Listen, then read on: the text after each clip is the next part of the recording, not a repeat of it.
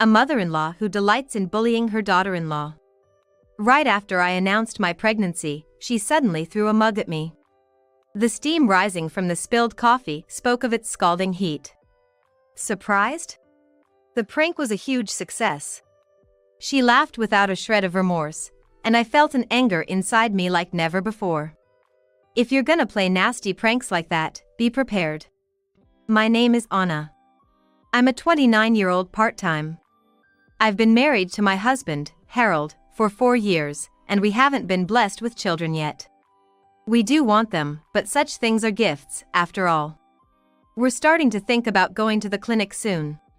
But for now, I've begun to think about our diet and to make sure we get moderate exercise.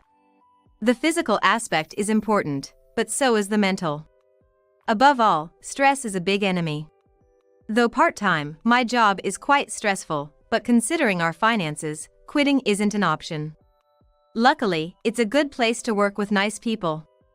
So, job-related stress is minor and somewhat endearing. But unfortunately, there's something incredibly stressful outside of work. That would be the presence of my mother-in-law.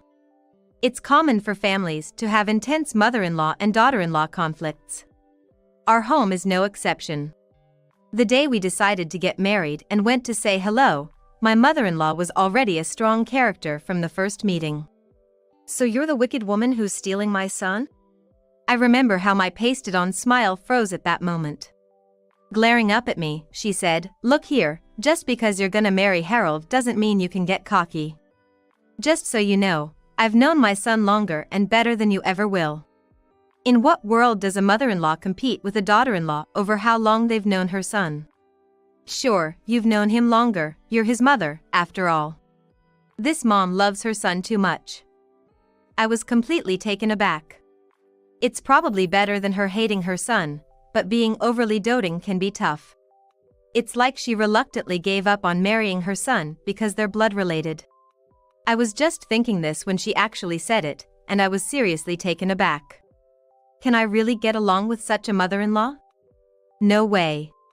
From the start, my mother-in-law didn't want to get along with me, her daughter-in-law.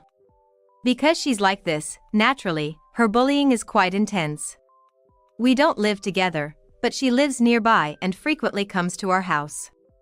Her unannounced visits are annoying, and since she's a housewife, she comes over whenever she likes, regardless of whether it's a weekday or weekend. Of course, I've never received a heads up from her. She comes over even when she knows my husband and I might be out at work, and if we're not there, the complaints pile up on the answering machine. "Why aren't you home?" And that's not all. When we're not home, she involves the neighbors. She waits for another resident to enter and sneaks in with them. I think it's practically criminal, but she insists she's not in the wrong, saying, "It's your fault for not being home." But even if she gets in, we're not there. What's she gonna do once she's at our door? Turns out, she makes a scene. I've been kicked out by the demon wife. The key won't work, she continues to shout, drawing the neighbors out to see what's up. Then she says, "There's a demon wife in this house. Call the police." Can you believe that? When the lady next door told me, "Your mother-in-law was," I nearly fainted. I was so embarrassed I felt like my face was on fire, and when I went around apologizing to the neighbors, I felt like crying. Despite my husband giving her a stern talking to, she hasn't learned her lesson. Just recently, she used the same tactic to reach our condo door and then shouted, "Has anyone seen where my daughter-in-law has gone?" She's a bit neurotic because she can't have a baby. I was keeping an eye on her to make sure she didn't wander off, but where has she gone? I really wish she would stop. No matter how much my husband or father-in-law say, she doesn't stop the harassment. To be honest, it's not just harassment towards me, it affects my husband too, but she doesn't seem to realize it. It's really infuriating to see her smirk when she sees me troubled. She's been asking my husband for a spare key, but thankfully, he's refusing. It's amazing she thinks she'd get one after all this trouble. She probably thinks if she had the key, there wouldn't be any fuss, but I can easily imagine the disaster that would ensue inside our home. In fact, I've already experienced it. In the beginning of our marriage, when I still underestimated my mother-in-law, I gave in to her demand of "I'm your family, after all," and handed over a spare key. Well, that was a big mistake. When I got back from my part-time job, all my belongings were piled up in front of the entrance. Shocked, I went inside and was even more astonished. The walls were plastered with photos of my mother-in-law and my husband as a child, and picture frames were placed around. The groceries I had stocked up were used without my permission, and my pre-made meals were thrown out, replaced by my mother-in-law's cooking in the fridge. Stunned, my mother-in-law proclaimed, I should be the one cooking for my son, as I'm his mother. Furthermore, she declared, I will sleep in the bedroom with my son. You should sleep in the living room. She even said, there's no place for your belongings in this house. It's for my things. Restoring the belongings she had thrown out was a real hassle. I immediately had my husband take back the spare key. But here's the thing. Unbelievably, she had made a copy of the spare key. When I faced the second redecoration, it caught me off guard and I just crumbled. So I immediately added another lock. Seriously, my mother-in-law's obsession with Harold is just too much. It's gotten to the point where her doting is just creepy. Of course, my husband does scold her. Lectured by her beloved son, she pretends to be remorseful, only to repeat the same behavior. She never learns. It wasn't until he threatened to ban her from our home that she finally quieted down a bit. Really, just a bit. At least she stopped involving the neighbors. But the bullying by her continues. At this point, I guess, it's like her hobby. Is bullying her daughter-in-law her reason for living? No joke. There were times I'd come home from work to find a Tupperware full of her homemade food stuffed into the mailbox. Please don't forcefully cram it in and mess up the mail. Sighing, I'd pull it out to find it filled with food I hate. It was the very thing I'd told her I disliked when she once asked, "What don't you like?" Such a detailed form of harassment. And it's food my husband isn't fond of either. On closer inspection, the Tupperware had labels. This one's for the daughter-in-law. This one's for my sonny boy. His container was packed with his favorite dishes. How much free time does she have to make several dishes just to harass someone? She really should find a hobby other than bullying her daughter-in-law. Just the other day, she left some clothes she'd gone out of her way to buy at a department store. They were the complete opposite of my style, or rather, who would wear such bizarre things? Walking around in such flashy designs would definitely draw attention in many ways. My husband made it clear he wouldn't want to be seen walking with me in that. Yet my mother-in-law left it with a note saying, "Send me a picture of you wearing it." That outfit is now just taking up space in my closet. Of course, I've never worn it. If she really bought it at a department store, I'd like to bring a sales clerk over here. I'd like to ask why they decided to sell such clothes. With all this going on, the stress from my mother-in-law's bullying is unbearable. How am I supposed to even think about having kids in this state of mind? I find myself sighing every day. However, life is strange, isn't it? When all you think about is, I want a baby, it doesn't happen, but when your mind shifts to something like, well, it'd be nice to have one, but first I've got to deal with my mother-in-law. That's when it happens. No way! One day, I found myself shaking as I held a pregnancy test in front of me. There it was, a clear positive result. I rushed out of the bathroom and exclaimed, "It's positive." Whoa, you scared me! Have you not been out in a few days? Thanks for the cliché misunderstanding. But no, it's a positive pregnancy test. Ignoring my husband's typical comment, I thrust the pregnancy test towards him. Huh? Positive? Yes, positive. What? I'm serious. Positive, are we having a baby? Yes. My husband must have been worrying more and more that it wouldn't happen. It took him a moment to grasp what I was saying. Then it finally sunk in. Really? Really? Yes. Thank you, Anna. We did it. We both cried and hugged each other. After we celebrated for a while, we realized that pregnancy is really just the beginning. The early stages require that I shouldn't overexert myself. So, I cut back on my part-time job. As a result, our income decreased, but it's a necessary expense from our savings. I'll work harder, my husband declared, fired up. It's really appreciated. I'll do the shopping and carry the bags. Anna, you don't need to lift anything heavier than a fork. I'll cook too, he announced. It's nice, but a bit over the top. Just so you know, the clothes I'm wearing are already heavier than a fork. After I told him his care was becoming a bit much, he shifted to doing things that I specifically asked for. Thankfully, we successfully confirmed the pregnancy sac and the heartbeat. Hooray! We were overjoyed. As we looked at the photo of the pregnancy sac from the hospital, my husband and I started to discuss what comes next. Yes, here's where the trouble begins. It was like, how do we announce the pregnancy to our parents? My family already has a grandchild from my brother, so it won't be a grandchild fever there. So, we decided to just tell them normally. The problem is on my husband's side. It's always his side, or rather, the problem is my mother-in-law.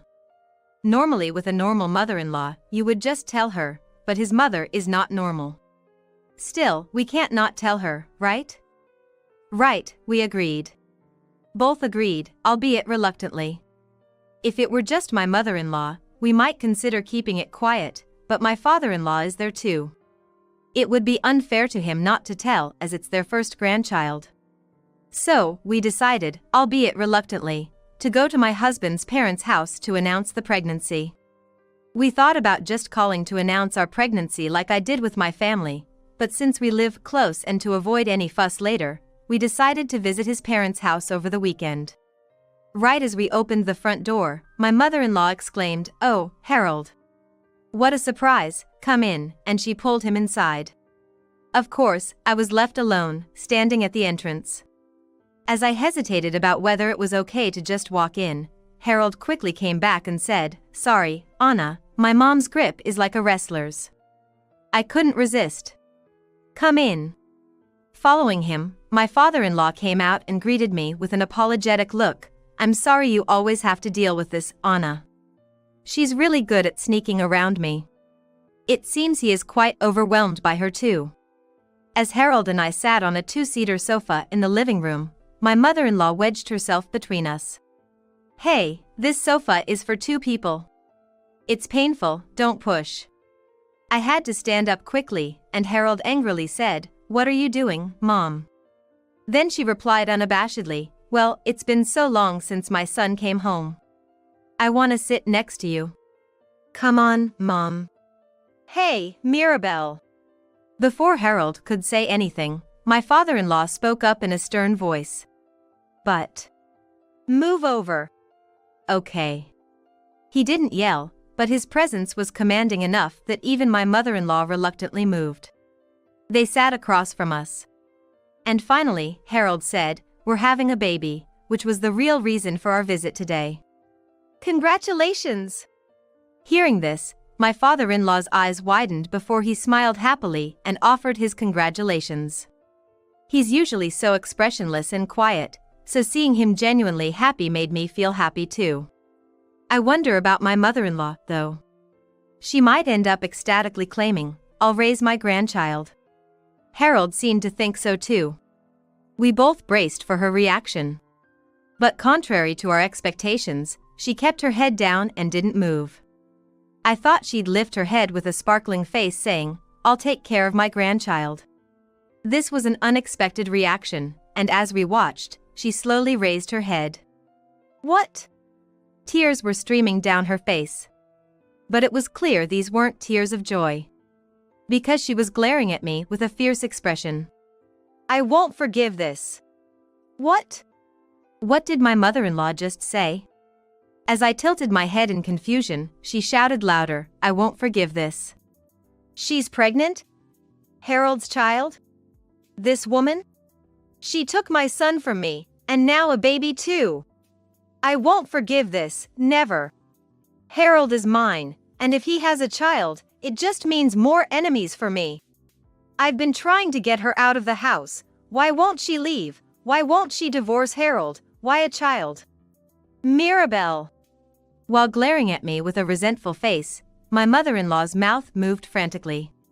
If my father-in-law hadn't stopped her, she surely would have continued. Startled by her name being called, she snapped out of it. But until then, I was truly frightened by the demonic look she had given me. It was the first time I felt genuine fear towards her, as if she were possessed by something. "Oh, I'm sorry," she apologized hastily. But despite her apology now, my fear didn't subside. I was thinking about how I just wanted to leave when she said, "I'll go make some coffee," and headed to the kitchen. After she left, my father-in-law deeply bowed and said, "I'm truly sorry, both of you. Dad, Mom's behavior, it's seriously not right." "Yes, I think so too. Childcare was her life, after all. I'm also to blame. I wanted her to be a housewife, but that effectively trapped her in a small world," my father-in-law said sadly. What should have been a joyous announcement had somehow turned the atmosphere sour. "Just going to head home now," my husband said as my mother-in-law returned with the coffee. "Oh, I've prepared some nice coffee. At least have some before you leave." My husband looked at me troubled. "It's just coffee," I said, and he apologized with a sorry look. Honestly, my straightforward feeling was anger. Why do we have to feel so unpleasant about something that should be joyous? It's all her fault, isn't it? Thinking about it made me genuinely upset. This definitely wasn't morning sickness. However, contrary to my anger, my mother-in-law now sported a calm, smiling face, as if her earlier behavior was a lie. "I'm really sorry, Anna. I said some strange things out of shock." It was my father-in-law who responded to that. "Exactly. What are you thinking?" "Right, I'm sorry. Come to think of it, an apology from my mother-in-law might be a first. She tends to be overbearing, but with her husband by her side, she might actually behave more normally." With that thought, I glanced at her hands. The steam rising heavily spoke of coffee's heat. "That's right, you're married, and it's perfectly normal to be blessed with a child." "That's right, Mom. I need to behave properly too." "That's right, Mirabelle. I'm gonna be a grandfather, and you're gonna be a grandmother." She smiled serenely, as if a spell had been lifted from her. Relieved, my husband and father-in-law began to talk. This might be the first time we've had such a peaceful moment with my mother-in-law around. Could it be possible that from now on, things will be calm? Maybe her outbursts are a thing of the past. I thought so. "Be careful, it's hot." She handed a mug to her husband. "Don't burn yourself." She passed one to my husband. I was absent-mindedly watching her hands. It was just then. "Here, Anna, take this too. Make sure you catch it." It was the moment I responded with a puzzled "huh" to her words. I saw her face, joyously brandishing a mug at me. Then, the mug came flying towards me. It was filled with scalding hot coffee. "What? Anna, watch out!" Frozen by the sudden event, I couldn't move. I could hear my husband's voice. And suddenly my view was obscured by his back.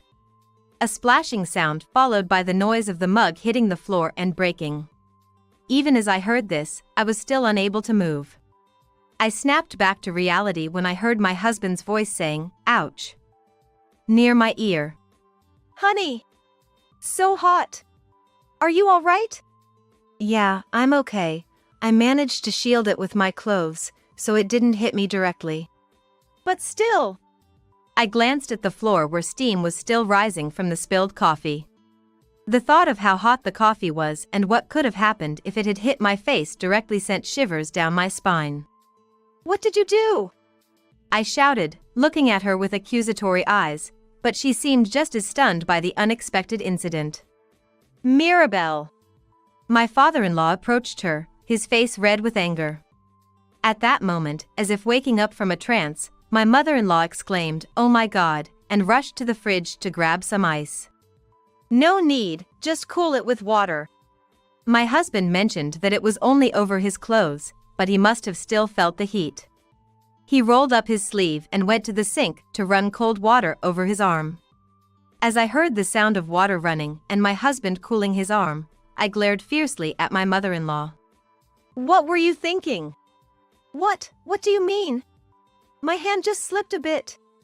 You were aiming right at my face, weren't you? What if it had hit me?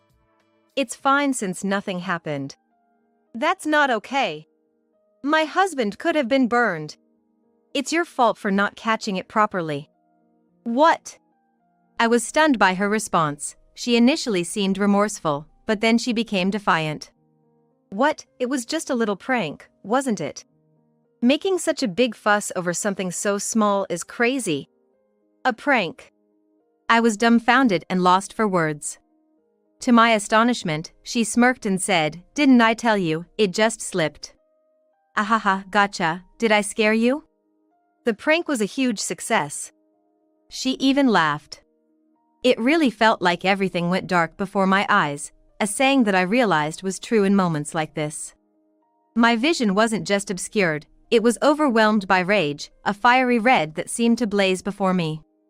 How could someone go this far over mother-in-law antics?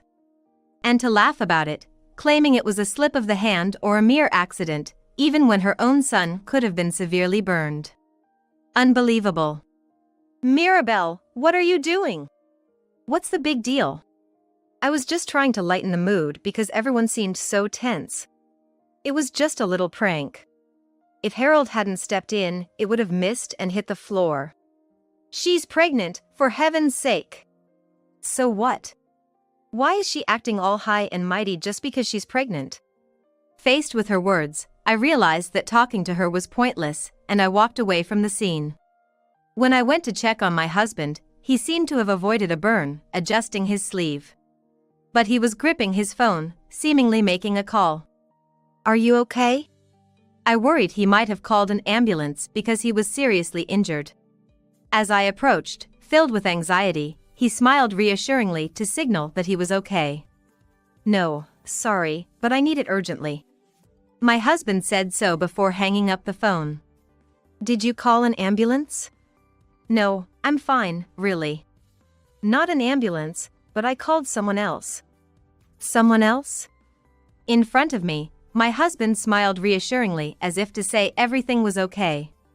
And behind, my in-laws were arguing fiercely, much like a couple in the midst of a heated marital spat. I can't take this anymore. What the hell are you thinking? What are you thinking? That woman is a demon wife who stole our son. Demon wife? That's you. Or rather, a demon mother in your case. Either way, what you did is unforgivable. What she did is even more unforgivable. Oh, what a mess. I was unsure of what to do next, but I certainly had no intention of siding with my mother-in-law. Despite everything turning out okay this time, it was a dangerous situation not just for my husband but for me as well. As I gently placed my hand on my stomach, my husband peered at me worriedly and asked, "Are you okay?" I responded with a reassuring smile to let him know that I was fine.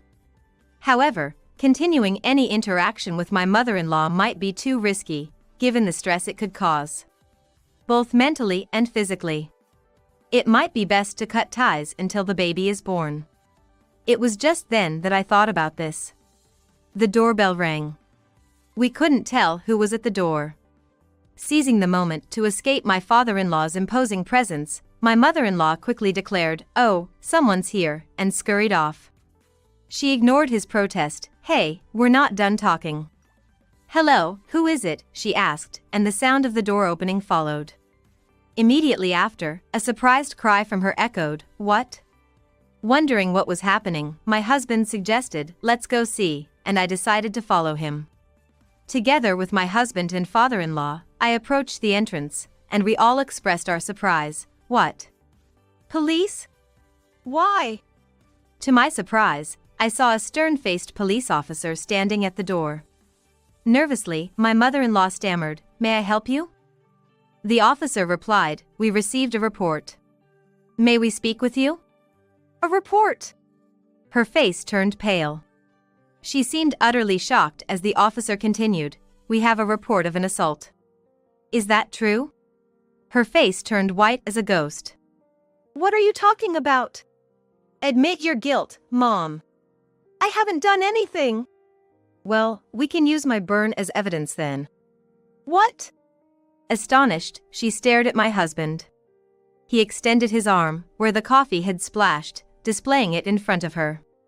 I was momentarily worried, remembering his earlier assurance that he was fine. Was he lying? But looking at his determined profile, I understood. I see. This is an act. Indeed, as his wife, I could discern when he was pretending. Perhaps due to her panic, my mother-in-law couldn't see through the act. Especially with the police officer right there, who could blame her for not staying calm? The officer narrowed his eyes with my husband's words. "A burn? How did that happen?"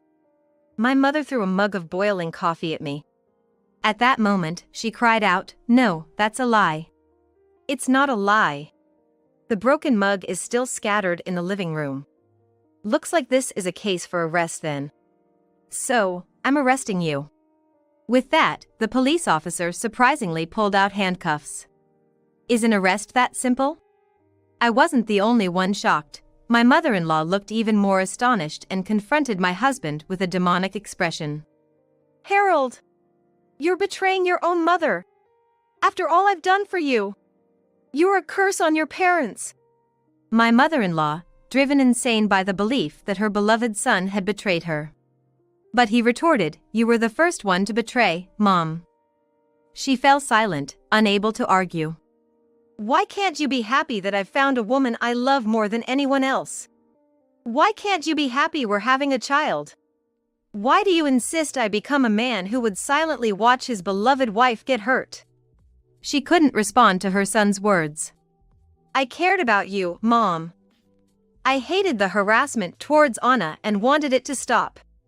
I've even been tough on you before, believing it all stemmed from your love for me, but I can't forgive you anymore. Harold, if you're gonna hurt my family, my wife and baby, then I'm cutting ties with you. What?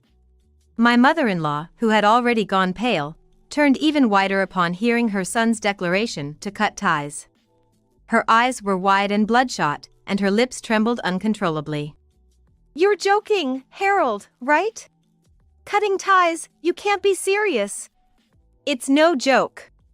I'll never see you again, and neither will your grandchild. That's too much. Who's really being too much here?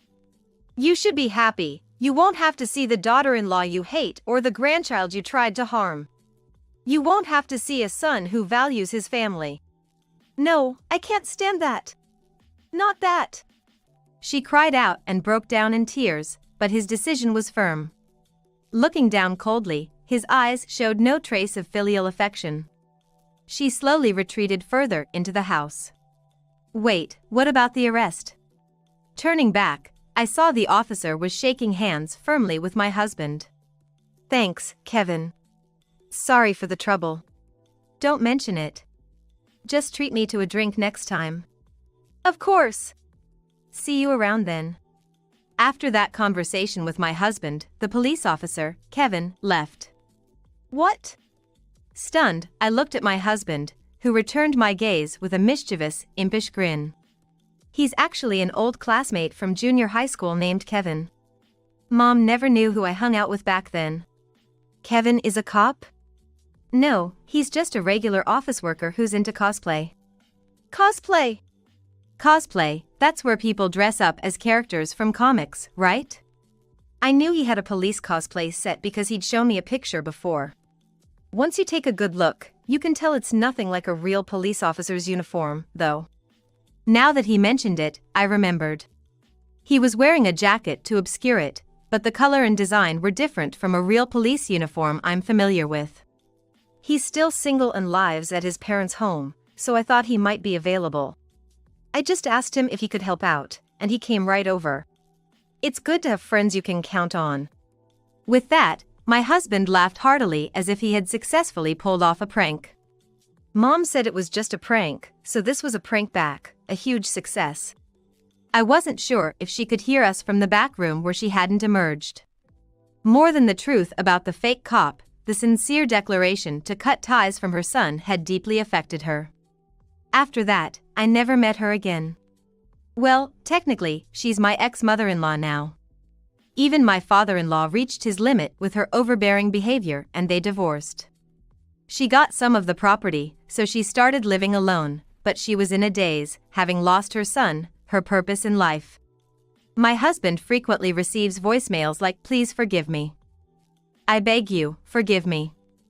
But he finds them creepy and has blocked her number. He's serious about never seeing her again. Though he acknowledges the debt of being raised by her, whether he will never meet her again in his life is uncertain. What's clear is that she will likely never meet me or our child. Recently, her house has become known as a hoarding house, but that's none of my business. I think to myself, she might as well be buried under it. Maybe I am a bit of a demon wife. Months later, a beautiful baby was born to us. Our baby is the apple of my eye. However, I still can't understand an obsession like my former mother-in-law's. Raising a child is tough but okay. I have a husband who loves and protects his family. No matter what problems may arise in the future, we'll be okay. Surely, we can be a happy family, always smiling together. Here you go. Use this to order some takeout or something. Hey, how much cash do you have on you right now? Huh? Cash? You should have some stashed away for emergencies, right? How much do you have in total? I wondered why he was asking such a question. It wasn't any of his business. I thought that, but there was no need to hide anything. About $20,000, I guess. It's all in the safe. As I said that, he grinned and left his room. Wait a minute, where is he going? I didn't want to believe it, but there's no way he would do such a thing. There's absolutely no way he would steal money from me again. I wanted to believe that, but he headed straight to my room. Could he be trying to steal my money? The thought made my skin crawl, and in a panic, I hurriedly moved my wheelchair back to my room. There, he already had the safe open and was holding the cash. I generally use the same password for everything, like on my phone, so he probably knew it. Wait a minute, what are you thinking? Leave the money and go back to your room. Yeah, right, like I'd say that? Actually, we're all going on a trip now. I'm gonna blow it all there. What are you talking about? If you want money for a trip, there are ways to ask.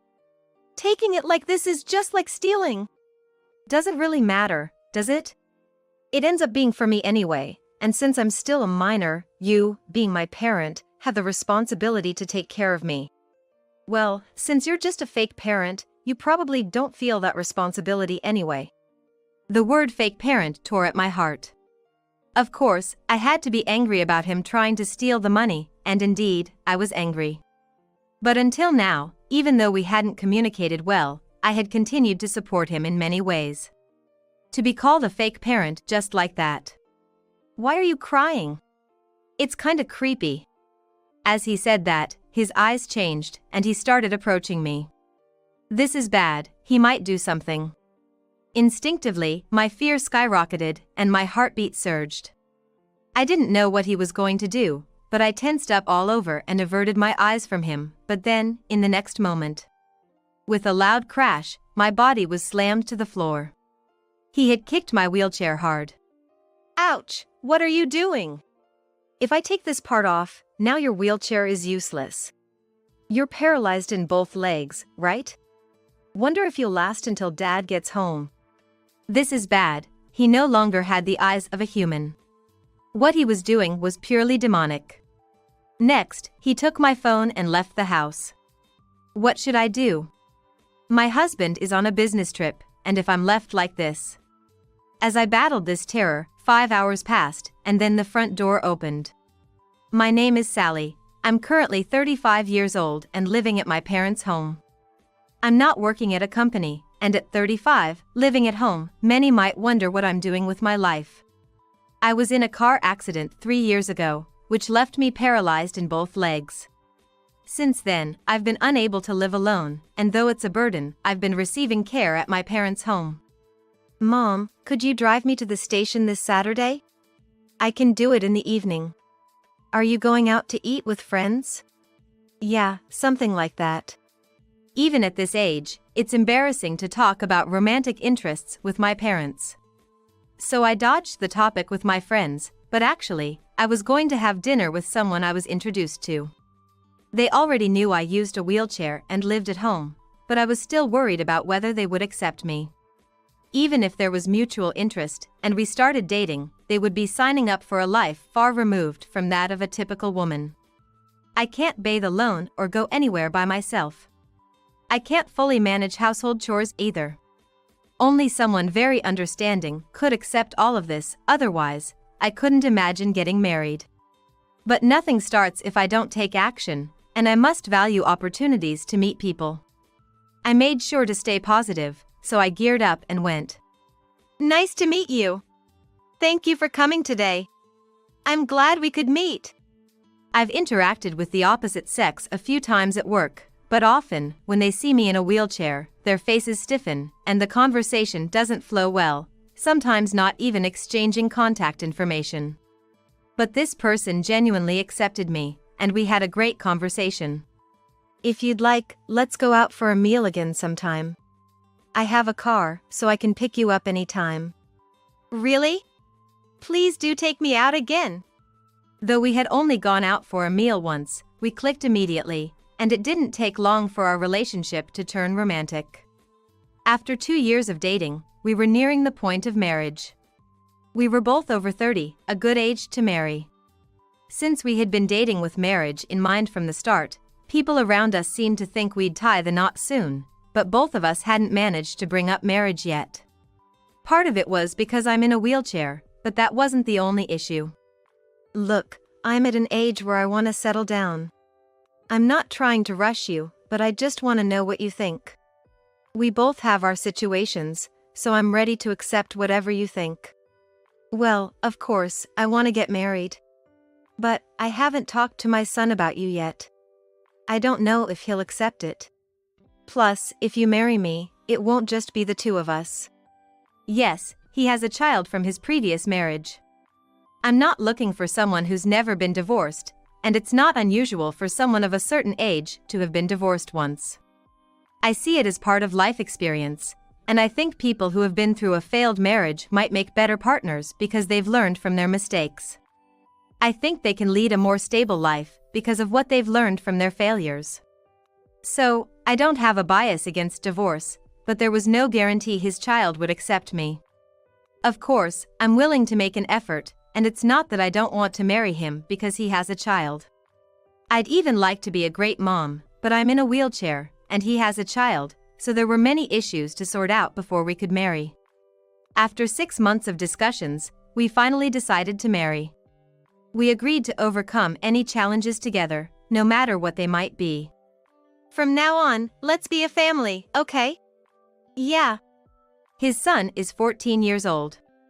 Being in the middle of adolescence, and having lived with his father alone until now, anyone would be confused suddenly having to live with a woman in a wheelchair as family. However, I made sure to communicate as much as possible early on to connect with him. But he hardly accepted me, and when his father wasn't around, he would ignore me even if I tried to speak to him. I didn't expect us to get along immediately, but even after a year, and then another, his attitude hadn't changed at all. However, there were times when he did speak to me. It was when he was asking for money again. I'm going out with friends, can you give me $200? What? Again? I just gave you money last week. You don't need that much just to hang out with friends, do you? I need it, so I'm asking for it. Are you trying to control what I do? It's annoying. You don't even know how we hang out these days, so could you stop butting in? I'm not trying to restrict what you do, but isn't that a bit much? If you're spending $200 every time, think about how much that adds up to in a month. You promised me, right? You said you'd do anything for me. Was that just talk? When he said that, I couldn't respond. I know I've been too lenient. Continuing like this would only encourage his behavior. It's absurd for a kid to spend $200 in one go, and if that's really how he's spending it, I should probably set some boundaries. But if I take a hard stance now, I wonder if he'll ever open up to me. Maybe we'll never have a good relationship, and that thought has kept me from taking decisive action. I couldn't talk to my husband about it, and I stayed silent, but I knew it was time to stop this. While I do have a stable income, so money isn't the issue. Considering his development and our future relationship, I decided it was time to start being stricter. Then, one day. Hey! What are you doing with my purse? Nothing much. Wait a minute. After I finished eating in the living room and went back to my room, there he was, tampering with my purse. He was startled by my voice and quickly left the room, but I noticed money was missing from the purse. I hadn't been very attentive to the amount of money in my purse, but perhaps he had been stealing money before.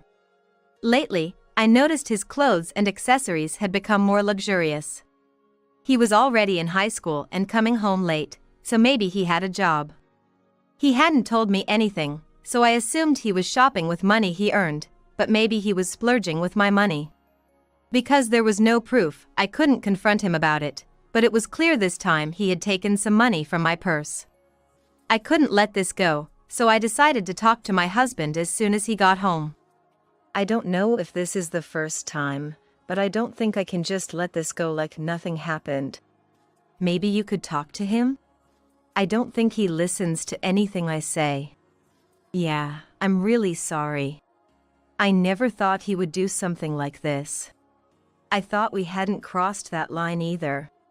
Looking back, I should have mentioned how he always asks for money when he goes out. Given how careless he is with money, maybe sharing everything would have been better.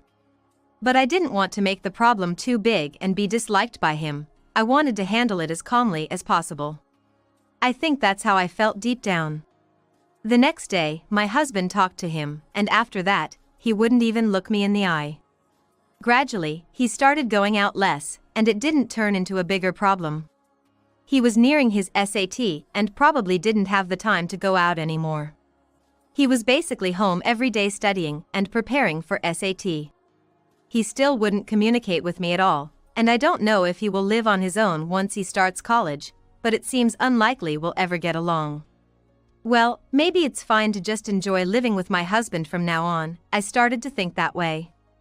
About 6 months later, he successfully got into his first choice university. It was a private school with quite high tuition, but we were truly happy for him. Congratulations on your acceptance. All your hard work has paid off. It's none of your business, right? Don't bother me with trivial stuff. Not that it's trivial to me, though. I hadn't said it out loud, but deep down, I had hoped he would get into his first choice. I hadn't expected him to say that, but well, what matters is the result. If he's happy he got into his first choice university, then that's enough for me. I didn't have much desire to get along with him anymore. And so, he started going out with friends again and seemed to be enjoying his time until graduation. That's part of youth, and I guess I have to provide some money if needed, I thought. My husband was away on a business trip for 2 nights and 3 days, leaving just me and my stepson at home. He doesn't like the food I cook. I went to give him some money for takeout. Then, I said, "Here you go. Use this to order some takeout or something." "Hey, how much cash do you have on you right now?" "Huh? Cash? You should have some stashed away for emergencies, right?" "How much do you have in total?" I wondered why he was asking such a question. It wasn't any of his business. I thought that, but there was no need to hide anything. I had been stolen from once before, but after talking to my husband about it, there had been no such behavior, and I had come to trust him somewhat. He was just a kid, probably just a moment of temptation back then. That's all I thought it was. So I didn't suspect anything this time. "About $20,000, I guess. It's all in the safe." As I said that, he grinned and left his room. I didn't want to believe it, but there's no way he would do such a thing. There's absolutely no way he would steal money from me again. I wanted to believe that, but he headed straight to my room. Could he be trying to steal my money? The thought made my skin crawl, and in a panic, I hurriedly moved my wheelchair back to my room. There, he already had the safe open and was holding the cash. I generally use the same password for everything, like on my phone, so he probably knew it. Wait a minute, what are you thinking? Leave the money and go back to your room. Yeah, right, like I'd say that? Actually, we're all going on a trip now. I'm gonna blow it all there. What are you talking about? If you want money for a trip, there are ways to ask. Taking it like this is just like stealing. Doesn't really matter, does it? It ends up being for me anyway, and since I'm still a minor, you, being my parent, have the responsibility to take care of me. Well, since you're just a fake parent, you probably don't feel that responsibility anyway. The word fake parent tore at my heart. Of course, I had to be angry about him trying to steal the money, and indeed, I was angry. But until now, even though we hadn't communicated well, I had continued to support him in many ways. He was able to go out freely because I was the one providing the money. Of course, financial support was paramount, but I had always cared about him beyond just the finances. To be called a fake parent just like that. What have I been striving for all these years? To think that this is how he sees me, all the while I've been supporting him on my own. At that thought, I couldn't find the words to speak, and tears started to flow. Why are you crying? It's kinda creepy.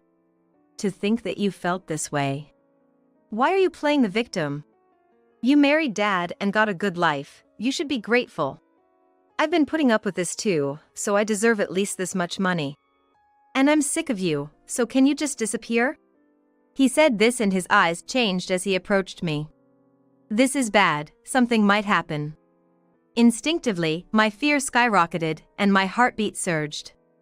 I didn't know what he was going to do, but I tensed up all over and averted my eyes from him, but then, in the next moment, with a loud crash, my body was slammed to the floor.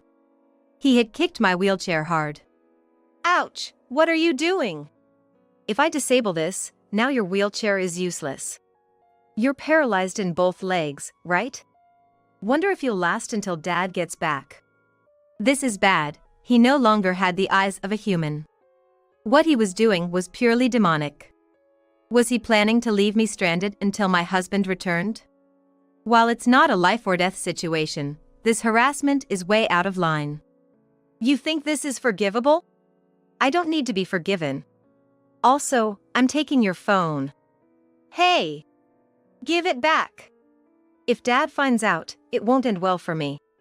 Well, I'll leave it on the table. If you can move, go get it yourself. With that, he put my phone on the table, grabbed his things, and left the house. What should I do now? Of course, my husband would be back once his business trip ended, so I didn't believe my life was in danger for just that period. But I can't even go to the bathroom by myself, I could end up dehydrated. Without my wheelchair, I'm completely immobile. What was he thinking? Doesn't he know the difference between right and wrong? No, I should have realized it the day he stole money from my purse. His true nature. Maybe I turned a blind eye to reality because he's my husband's son and I wanted to get along. But it's too late for regrets now. I have to do something about this situation. But I felt powerless. I just broke down and cried. About 5 hours must have passed when I heard, I'm home. What? No way. My husband was supposed to be away for 2 nights and 3 days, but he had come back early. I wasn't expecting him so soon, and relief washed over me, making me cry again. I was so relieved, I wouldn't be left alone for days. I was truly relieved. I didn't know why my husband had returned, but I was just glad he did. However, my wheelchair was broken, and there I was, lying on the floor, crying. Seeing this situation, my husband, perhaps in a panic, rushed over without even taking off his shoes. What on earth happened here?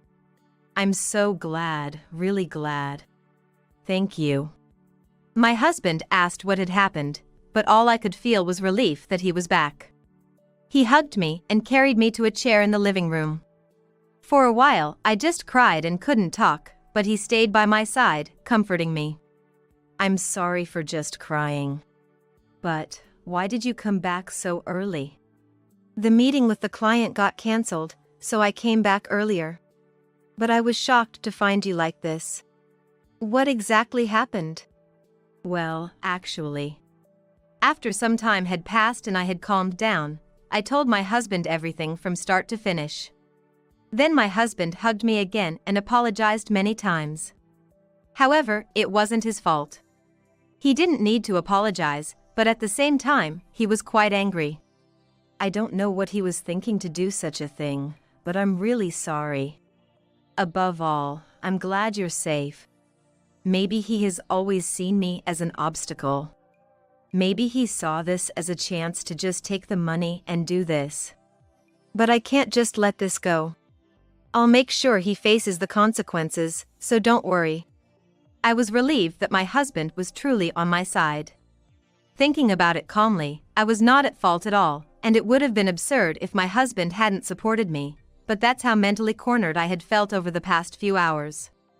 For now, my husband fixed my wheelchair, and we discussed what to do next.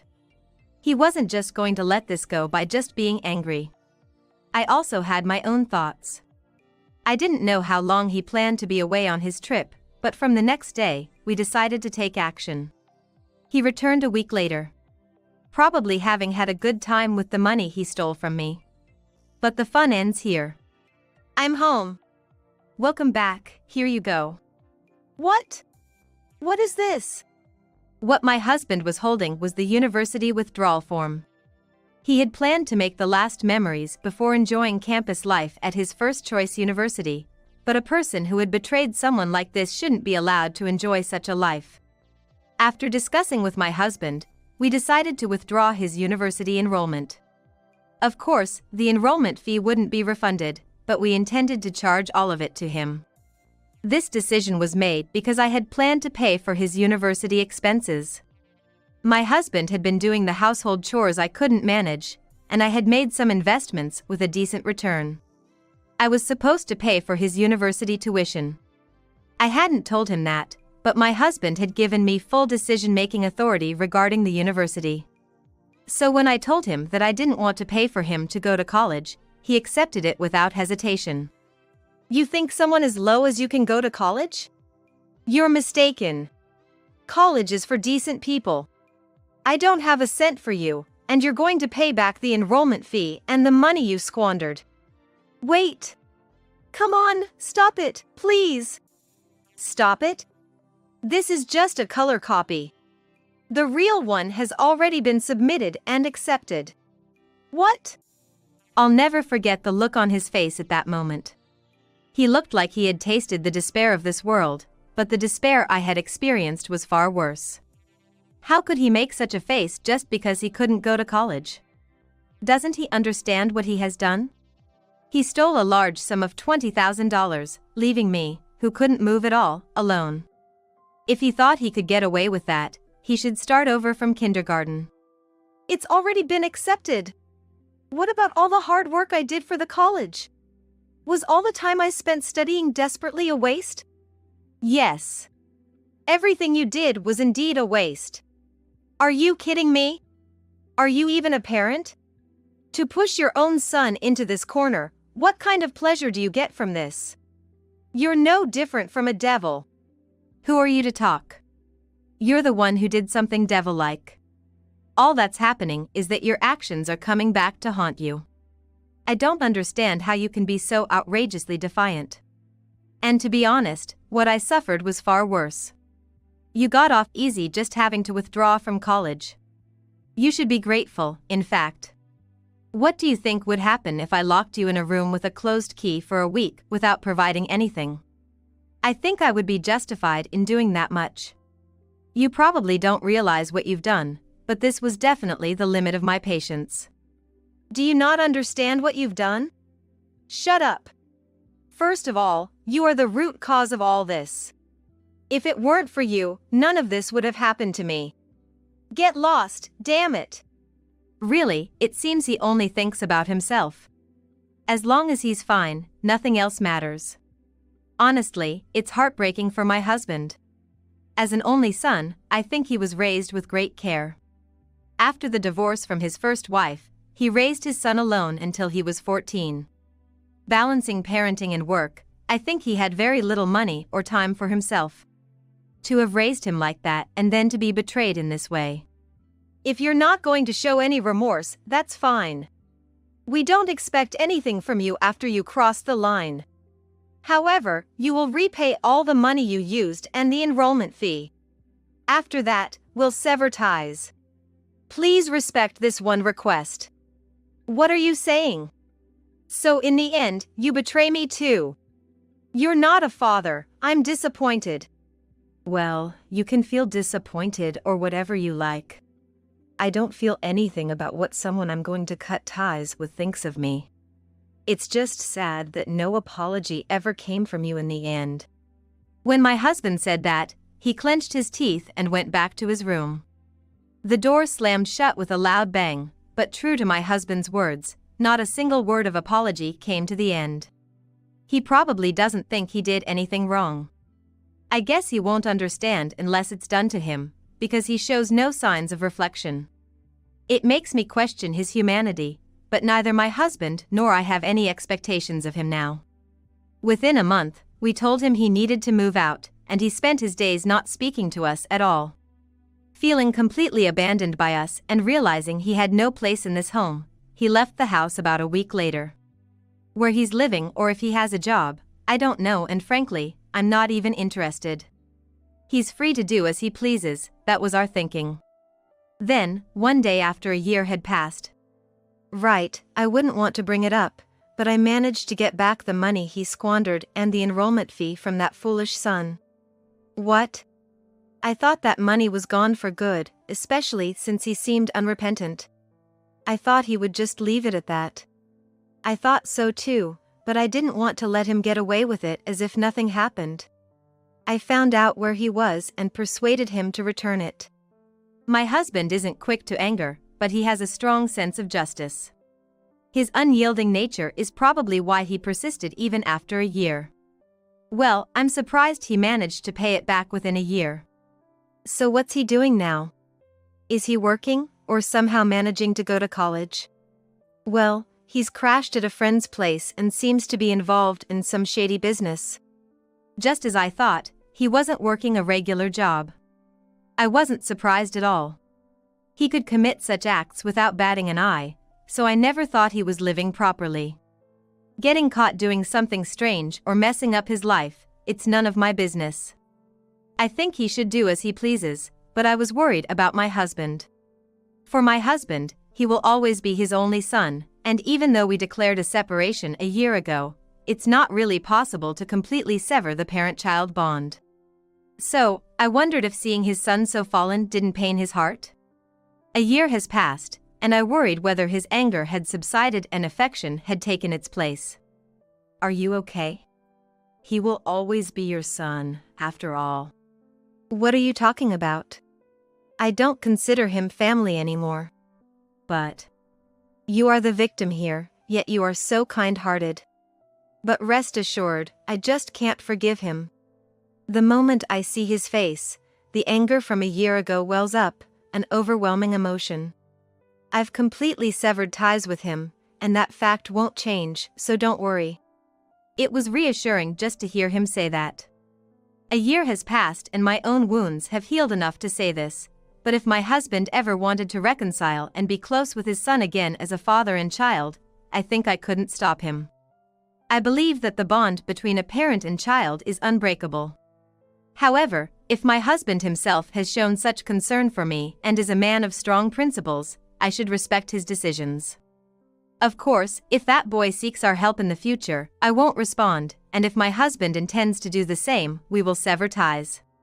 From now on, I plan to live a long life together with my husband as a couple. I will continue to cherish my husband. Marriage means supporting and helping each other, no matter the circumstances.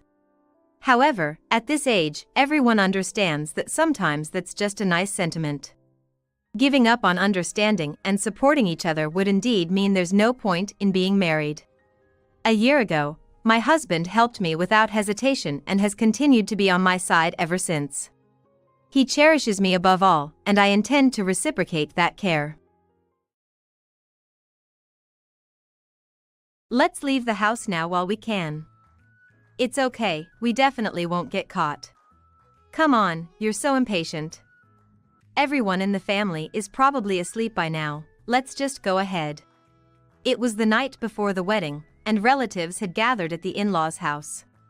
In the midst of this, my fiancé, Sean, dashed out of the house with another woman at 1 a.m. I confirmed this while looking at my smartphone and am now secretly following them. As soon as they entered the park restroom, they began flirting passionately, exchanging sickeningly sweet words. It was clearly cheating, and I was utterly disgusted. What does he mean by "we definitely won't get caught"? I already know everything. I could have confronted them right there, but I thought it was too lenient and held back, instead taking a video through a small window in the restroom. Sean, you deceive our family, don't think you'll get away with this. You're going to regret this for the rest of your life. With a seething anger boiling within me, I prepared my revenge. The day of the wedding finally arrived. Unaware of anything, Sean waited with me to make our entrance. On the other side of the door, many people who came to celebrate with us were waiting.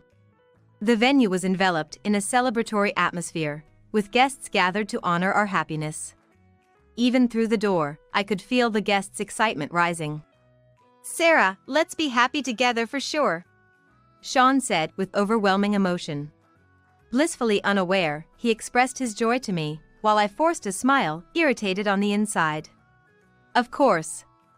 So many people are here to celebrate with us. While I looked at him with cold eyes on the inside, I pretended to be moved. A day we will both never forget is about to begin. Glancing at the overjoyed Sean, I straightened my back. Sean and I were engaged, but not yet legally married. He was working for a company run by my in-laws, which had fallen into financial difficulties right when we got engaged. The in-laws, including us, decided it wasn't the time for marriage and agreed to register our marriage after the company was back on track. While Sean and the in-laws were busy, all I could do was wait. Sean's hard work finally paid off, and they got the business on track. I'm really sorry for making you wait. That's what Sean said when he gave me the ring just recently. Since then, things have moved smoothly, and we were able to make it to today. It's been a tough journey to this wedding, and the guests around us seem deeply moved, repeatedly saying, "I'm glad we made it through," while looking happy. Contrary to that, knowing everything already, my feelings have gone cold, and I was just firming up my resolve to show him hell. It's finally time for the bride and groom to enter, and the entrance music starts playing. Come on, Sean. Everyone's been waiting. But Sean, standing next to me, is pale as if he can't hear my voice at all. He's acting suspicious, looking around. What's this? Stop it. Please stop. What's wrong, Sean? I gently call out to Sean, who's covering his ears. Actually, I had the song that was supposed to play on our entrance changed at the last minute. And the BGM I chose was the conversation from the time Sean and his mistress were cheating in the park restroom. I had recorded the whole incident. Embarrassing conversations between Sean and his lover echoed through the venue. The guests seemed to notice, and I could tell from behind the doors that the venue was buzzing.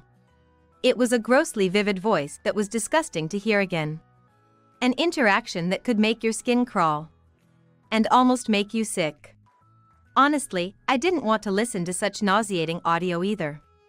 But as Sean desperately screamed, "Turn it off," I smiled and said, "No need to stop it. You were having a lot of fun, weren't you?" while wrapping his arm in mine. Come on, Sean, let's hurry. What are you planning, Sarah? Let go of my hand. Why? We can't make our entrance as bride and groom unless we're arm in arm. I tightened my grip on Sean's arm to ensure he couldn't escape and stepped through the door. All eyes from the guests were on us. Look, everyone's watching. Cut it out now. Realizing what I had done, Sean roughly shook off my arm. Reluctantly letting go, I ignored the furious Sean and took the microphone to address the 39 guests. Ladies and gentlemen, thank you for gathering here today, but I have regrettable news. Sean and I will not be getting married. My declaration stirred the room again.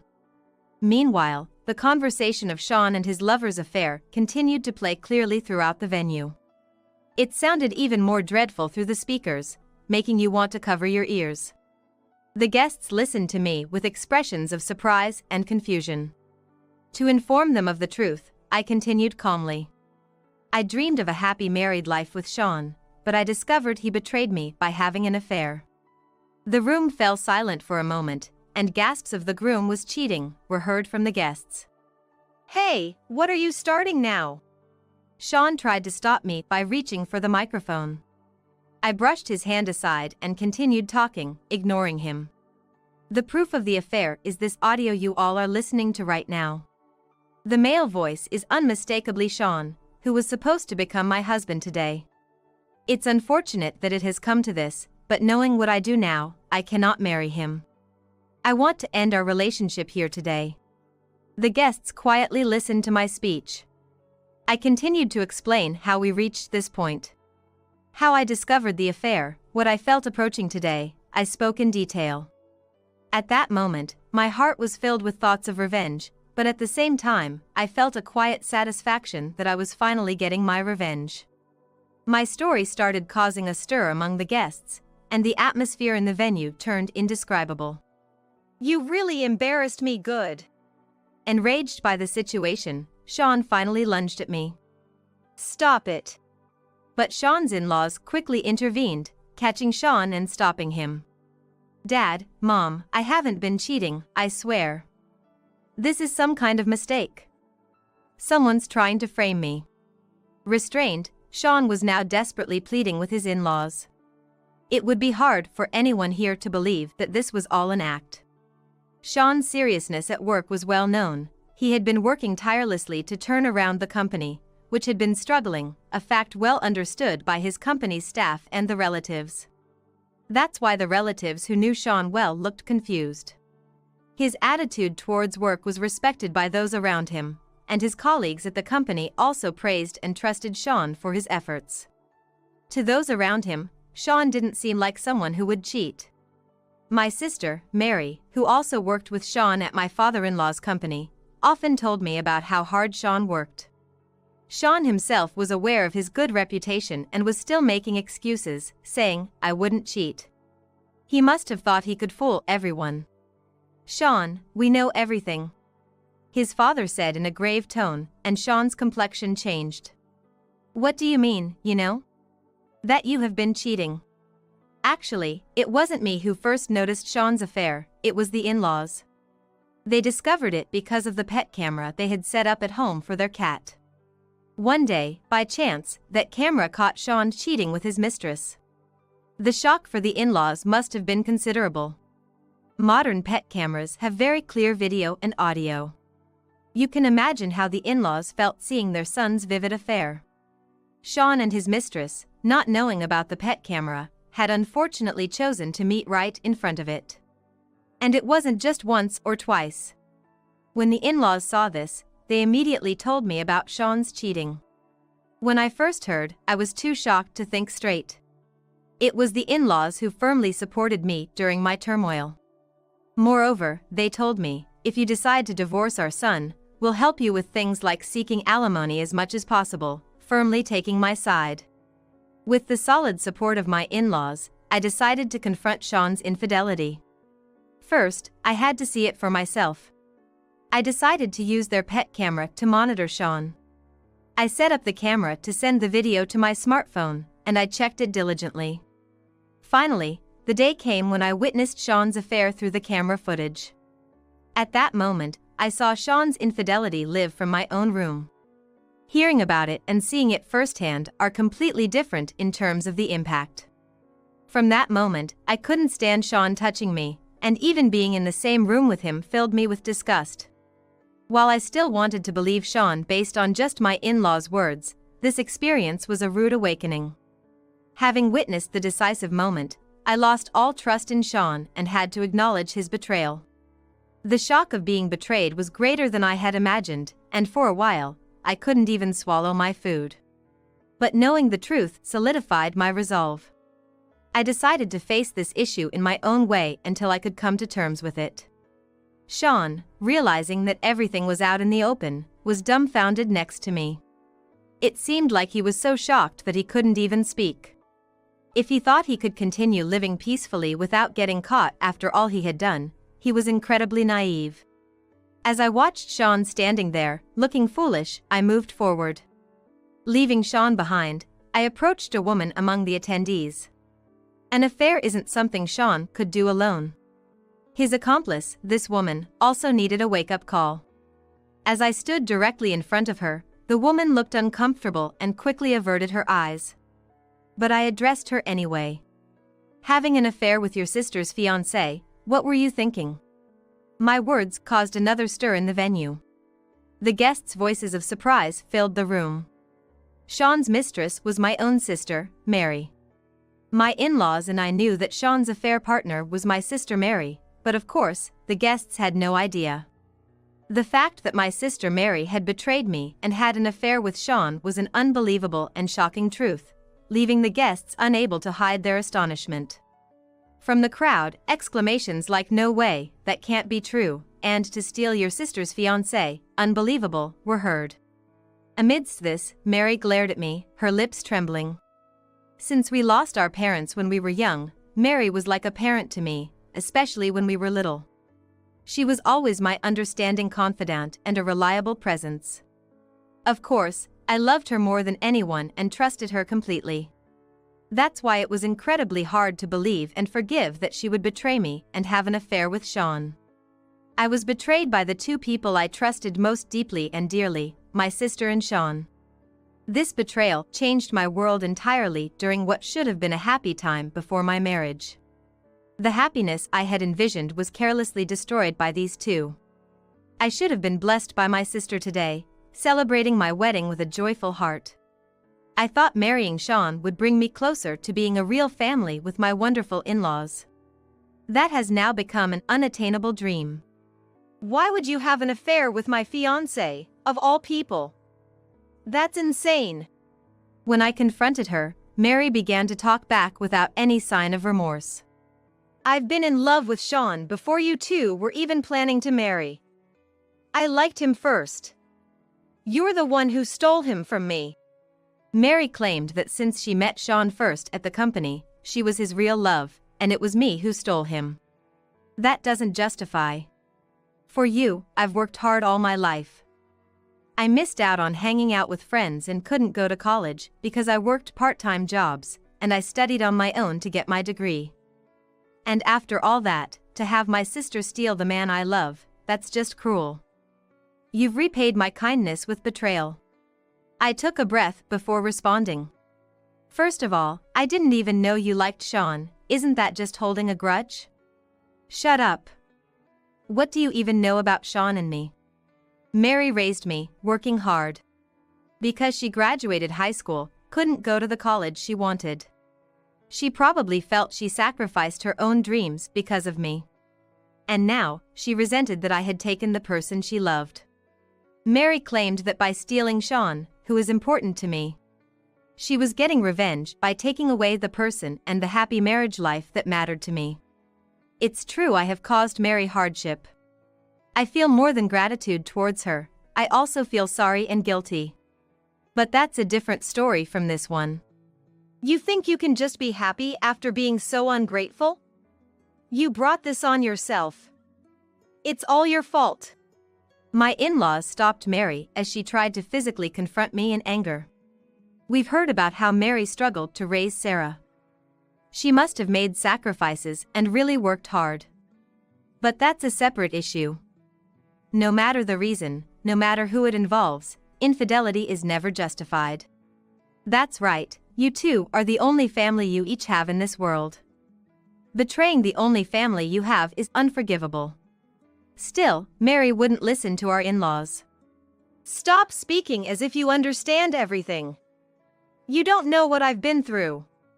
Why should Sarah be happy without any hardship? Just because I was born first and am the sister, I've had to sacrifice so much.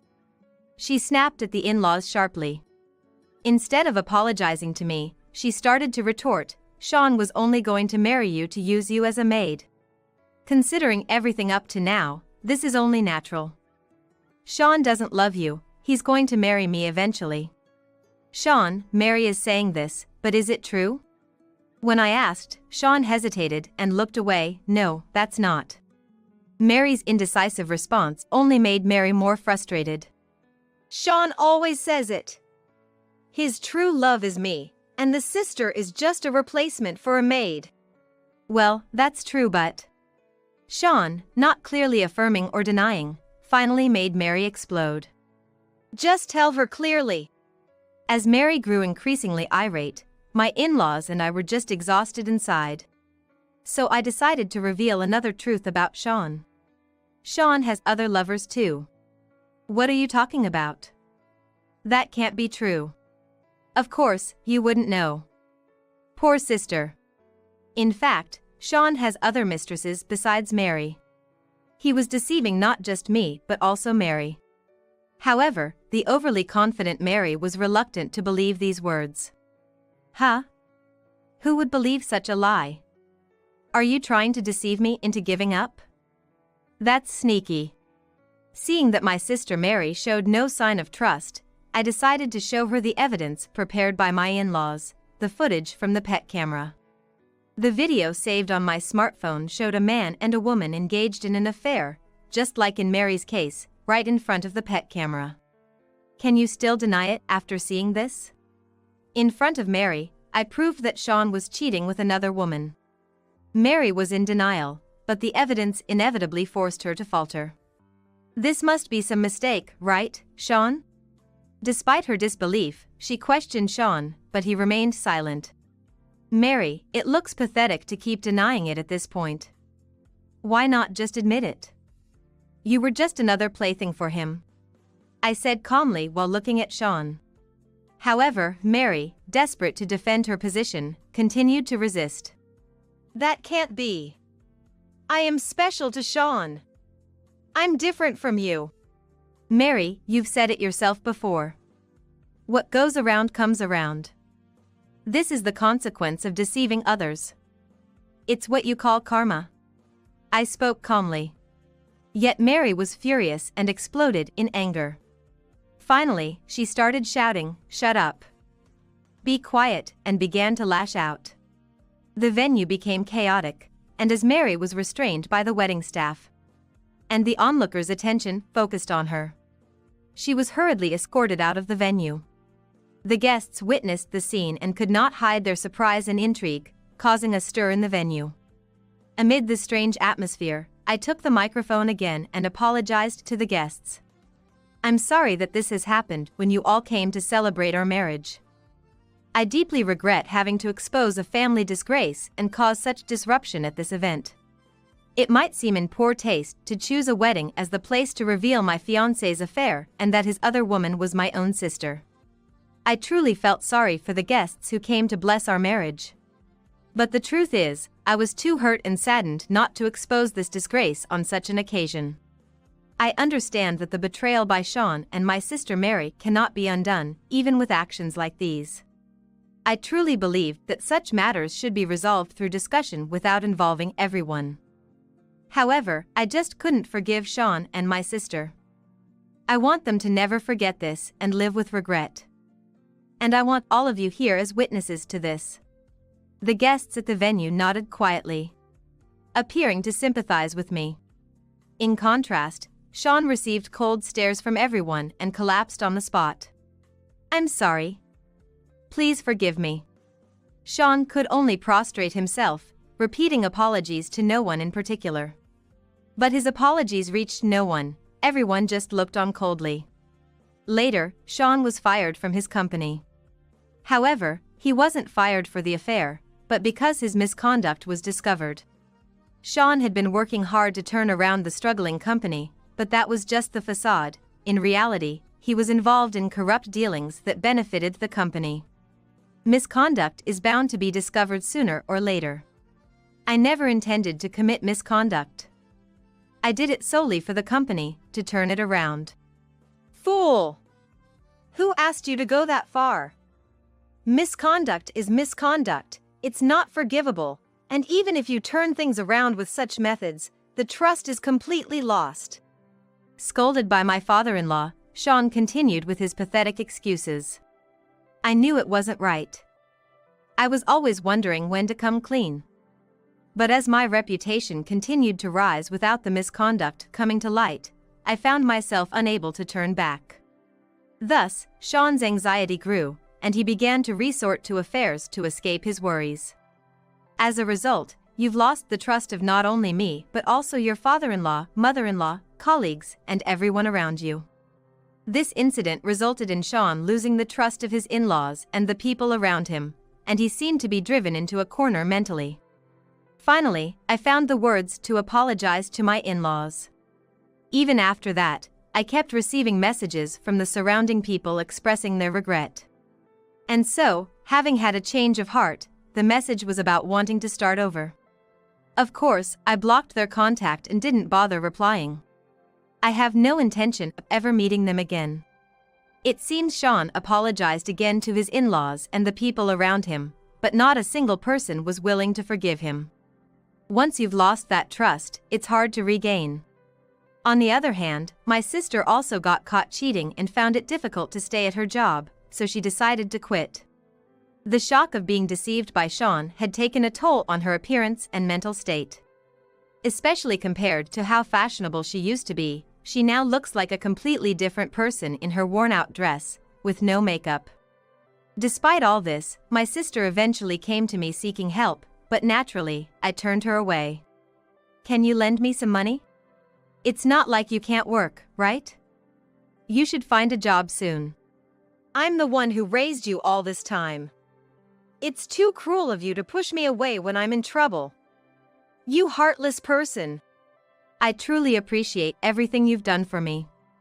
It's precisely because of that gratitude that I can't forgive what you've done. Let's live separate lives from now on. I've made up my mind to completely sever ties with my sister. I also wanted to repay my sister for raising me by helping her from now on. I wanted us to live as sisters, not as surrogate parents, and do things together that we couldn't before. But even that turned out to be an unattainable dream. I might never see my sister again. The betrayal by Sean and my sister has become an unforgettable event in my life. The shock was immense, and the wounds are far from healing. Even if I've exacted revenge in this manner, it doesn't erase the pain. Even if Sean and my sister suffer, it's no longer my concern. All that remains is the fact of being betrayed, weighing heavily on me, unable to escape. Being betrayed by someone you trusted was more damaging than I expected. But once again, it was my in-laws who came to my rescue. They keep telling me, "We consider you our real daughter and we want you to rely on us anytime." Just hearing those words encouraged me. My in-laws, who have always been on my side and will continue to support me, are like real parents to me, especially since I don't have my own. From now on, I'll live to repay them. With that vow in my heart, I've decided to take a new step forward. Mom, I've been pinching pennies to send money home, and now you're saying banning me from visiting? Isn't that a bit harsh? Said the daughter-in-law angrily. Banned from the house? What's that about? I didn't understand what she was talking about, so I furrowed my brows in confusion. My son and his wife always send me money, living alone as I do. I'm deeply grateful for the significant money they send, so being banned is absolutely out of the question. Yet, why has it come to this? And not even a thank you? That's incredibly rude.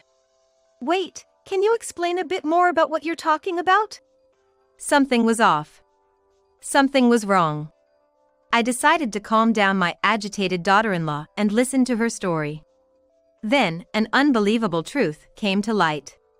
This is unacceptable. We'll have to teach them a lesson. Confronted with conflicting facts, the two of us stood up. Thus, I and my daughter-in-law decided to take revenge on the person who caused this misunderstanding. I am Yulia. I've been a corporate worker living frugally with my son Richard since my divorce 10 years ago. Becoming a single mother, I didn't want my son to suffer, so I worked multiple jobs desperately. Maybe my son felt lonely because of it, but I managed to combine the money I earned and the child support from my ex-husband to successfully send him to the private university he wanted to attend. I still remember him saying on the day he got accepted, "Mom, thank you so much. I'm gonna do my best." Children grow up so fast, and Richard graduated from college in no time, then started working at the company run by my ex-husband. Even after our divorce, Richard had a good relationship with his father, and they kept in touch often. I never blamed him for having a relationship with his father, and I didn't complain when he decided to work for his father's company out of respect for his decision.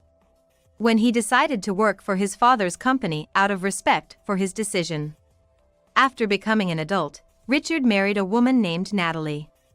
She also worked at the same company. My daughter-in-law was not particularly friendly by any stretch. Even when we met to get acquainted, she was expressionless all the time, and even now that she's married to my son, I've never seen her smile. When we talk, she doesn't start conversations, responding only minimally to greetings and necessary dialogue. She probably doesn't like me very much. My son looked happy with her, so I didn't oppose their marriage and blessed their union. Upon marriage, my son moved out. Living alone in the house we used to share, the emptiness became palpable. While I was happy that Richard had successfully left the nest, I had braced myself for this day, but the loneliness still hit hard. The couple moved to a different city within the same state, so while I could see them if necessary, they weren't exactly close by. I was worried I wouldn't see my son much anymore after he moved out. Though I thought this, he would occasionally drop by even after getting married. At first, I held back because I didn't want to impose on his new wife, but he said, "I thought you'd be lonely if I just disappeared, Mom." He's truly a thoughtful son. The time we spent eating and chatting together was my healing time. "Thanks, Mom, the meal was delicious. And sorry, but..." When my son would come over, he would awkwardly ask for some spending money at the end of his visit. His wife Natalie probably didn't like it, but thinking about him still coming to visit made me want to give it to him. Besides, being newlyweds, they probably had a lot of expenses, like furniture. Sometimes he would ask for a big amount like $1,000, which might surprise me, but maybe he wanted to make a good impression on his new wife. I had given him money a few times as a thank you for visiting. Even though we are family, the way he respectfully bowed his head when thanking me made it feel worthwhile. I'm grateful that my son visits, but I've sworn to live each day without causing any trouble for him and his wife as much as possible. Perhaps it was this determination that led me to push myself too hard at work. I suffered a stroke at my workplace. According to the hospital, overwork was the cause. A coworker noticed something was off with me and quickly called an ambulance, but I was left with a disability. My walking speed has decreased, and I've lost my sense of balance, making it necessary to lean on something to stand up or change direction. Walking alone became difficult. Perhaps if I had eased up on my work, this wouldn't have happened. How am I supposed to explain this to my son? After being told I needed to stay in the hospital for a while, I called my son to let him know about my situation and that I wouldn't be able to come home. Richard and Natalie rushed to the hospital immediately. "Mom, are you okay? I heard about the walking disability." Richard burst through the door and rushed to my bedside. With a worried look, he gently held my hand. Natalie followed him and stood beside him, as calm as ever. She was expressionless as usual, and it was hard to tell what she was thinking. Her cold gaze seemed to say that this was a hassle. I really can't burden them. "Thanks for both coming, but I'm fine." "You're obviously not fine, you're in the hospital. We're gonna visit you often." "It's okay, you don't have to. You tend to overreact." "It's not an overreaction. I'm worried about you, right, Natalie?" When Richard sought her agreement, Natalie reluctantly nodded. Even though I felt uneasy about Natalie, I was internally happy that they were coming to visit. From then on, the busy working couple would visit me on weekends. The conversation was mostly between Richard and me, while Natalie quietly handled things like changing clothes or arranging the visitation gifts. It was fun to talk with my son, but the distance between Natalie and me didn't seem to close. Even when I said thank you, she would just reply in a low tone, no problem, without much warmth. Then one day, Richard came to visit alone. Before I could ask how Natalie was, Richard started speaking. Hey Mom, I've been thinking of sending you some money from now on. I was surprised by the sudden suggestion. I never expected my son, who had been asking for pocket money, to offer such a thing. I shouldn't take it, I said, but Richard just gave me a gentle smile. You quit your job, right? With your disability, it's gonna be tough after you leave the hospital. It's better to have some money. Because of my walking disability, I had quit my job since I couldn't work as before. I planned to look for a job I could still do, and with my savings, I should be okay for a while. That's okay, you and Natalie earned that money, use it for yourselves? What are you talking about? You put me through college. Let me repay you and show my gratitude. With such a strong offer from Richard, I decided to accept his generosity. I wanted to cherish the thoughtfulness of my son, who was always thinking of me. I was proud to see how much he had grown. From that day, Richard began visiting the hospital alone. With a guilty look, he would hand me $10. Sorry, this is all I can give right now. I was planning to give more, but Natalie gets upset. She says we should prioritize our own family first. No, I'm just happy you're sending anything. Could you thank Natalie for me? Sure, I'll tell her tonight. It seems Natalie isn't pleased with the money being sent to me. It looks like she won't be visiting me anymore. Still, since Richard continues to send money, I wanted to at least express my gratitude to Natalie, so I always handed him a thank you note. I carefully put the $10 into my wallet, and the days of chatting with my son continued for 3 months until I was discharged. Walking was still difficult, and I couldn't move around the house as before. While I was hospitalized, Richard had suggested that we might need to remodel the house for caregiving, but that would require their involvement and presence during the process. Thinking I could manage in my familiar home and not wanting to burden them further, I hesitated, but it seemed remodeling might be necessary after all. Caring for me, Richard started coming over once a week around noon. He would do the shopping for me or withdraw a month's living expenses on my behalf. It was a great relief to have Richard taking care of various things. On a certain weekday, after a long absence, Natalie made a rare visit to my house. I'm sorry for the sudden visit. May I come in? Natalie's expression was stern. Her voice also sounded somewhat angry. Yes, of course, but what brings you here all of a sudden? Did you come with Richard? No, I came alone. Richard doesn't know. A visit without Richard knowing was indeed unusual. I invited Natalie into the living room for the time being.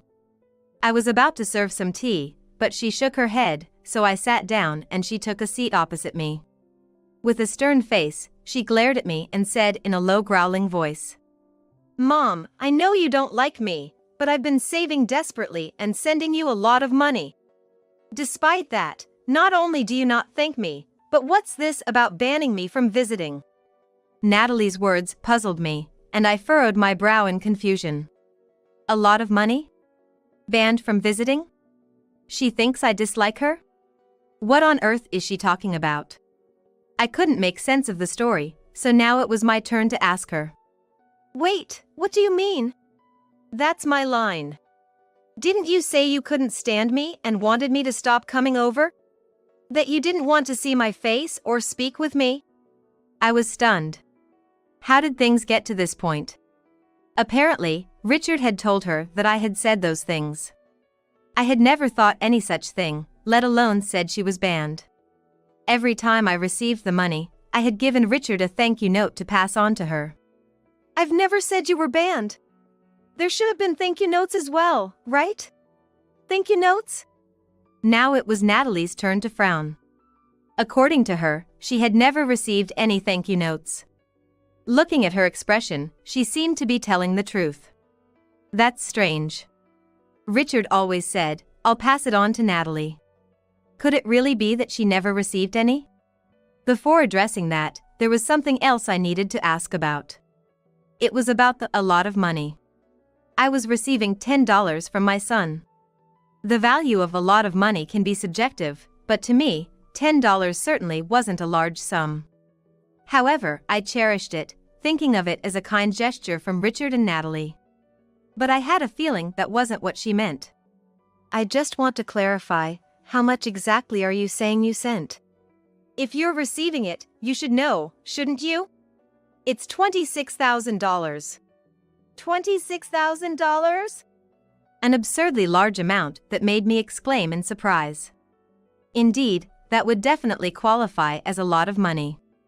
But I had never received such an amount from Richard. Wait a minute, I've only been getting $10 from Richard. $10? Stop joking around, I've been sending Richard $26,000. Now Natalie was the one astonished. If what she was saying was true, her reaction made sense. The supposed $26,000 turning into $10 was certainly a cause for shock. A strange silence followed our conflicting stories. Natalie, furrowing her brow and looking stern, was the one to break the silence. "Mom, actually." She started to speak hesitantly.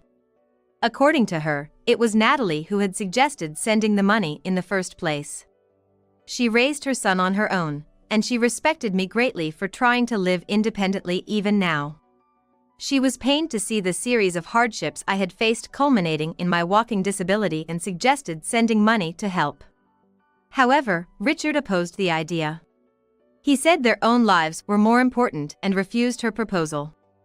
After an argument, he reportedly spat out dismissively, "If you want to send money from your allowance, then just do it with whatever you're earned." She had immediately prepared $26,000 to bring on a visitation day, but Richard stopped her. She told me I'd forgotten to mention, Natalie doesn't have to visit anymore. She's banned from her house too. Mom hates Natalie and she's a burden. Never show your face to Mom again. I'll handle the money. Richard told her to stay home and took the money she had prepared to send. It was sad, but knowing herself to be reserved and easily misunderstood, she thought it couldn't be helped even if I disliked her. Her respect for me didn't change, even though she felt disliked. But it didn't sit right with her that she was banned and not even thanked while she was sending money from her own allowance. Then, hiding it from Richard, she decided to visit me to speak her mind. I was shocked. Natalie didn't seem like she was lying. It was hard to believe that my kind son would lie to both of us and embezzle money. I had never said I disliked her, but apparently, Richard had been ingraining the idea that I didn't think highly of Natalie for a long time. Her always being expressionless might have been influenced by Richard's actions. Then, a troubling thought struck me. Richard had been managing my bank account. With this story in mind, a dreadful premonition crossed my mind. No way, surely Richard wouldn't do such a thing.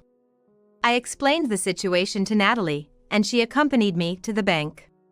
Nervously checking my bank account, I was shocked into silence. The balance is lower. The amounts Richard had been giving me and the figures in the bank account clearly didn't match. Richard had been skimming money. I could hear my trust crumbling inside. Natalie gently patted my back, offering consolation. Lost for words from the betrayal, she quietly spoke up. I hate to bring this up now, but Richard said he's staying at your place again this weekend. I'm sorry, but could you ask him to cut back on the frequent overnights? He doesn't come home at all during the weekends. Hearing the word overnights, I looked at Natalie. This weekend again? Richard has never stayed overnight. He comes in the morning, eats lunch, and leaves. That was the case last week too. It's always like that, so I assume it will be the same this week. Natalie's face fell. It seems Richard has been telling her he spends both weekend days at my house, but he doesn't return home. However, his visits are at most half a day long. Since his marriage, Richard had said Natalie would be lonely, and he never stayed overnight at my home. With a saddened expression, she murmured, "I understand," and we parted ways. My doubts about Richard remained. A few days later, I received a call from Natalie. "Richard has been having an affair." Hearing her words, I was speechless for a while. I had suspected something was off when he lied about staying at my place, but an affair was beyond my expectations. That day, suspicious of the discrepancies in our conversation, Natalie had secretly followed Richard after he said he would be home late. He left work on time and met someone. A strange woman appeared, and they walked arm in arm to a hotel. It must have been quite a shock. Her voice, trembling with anger and sorrow, conveyed how deeply Natalie was hurt.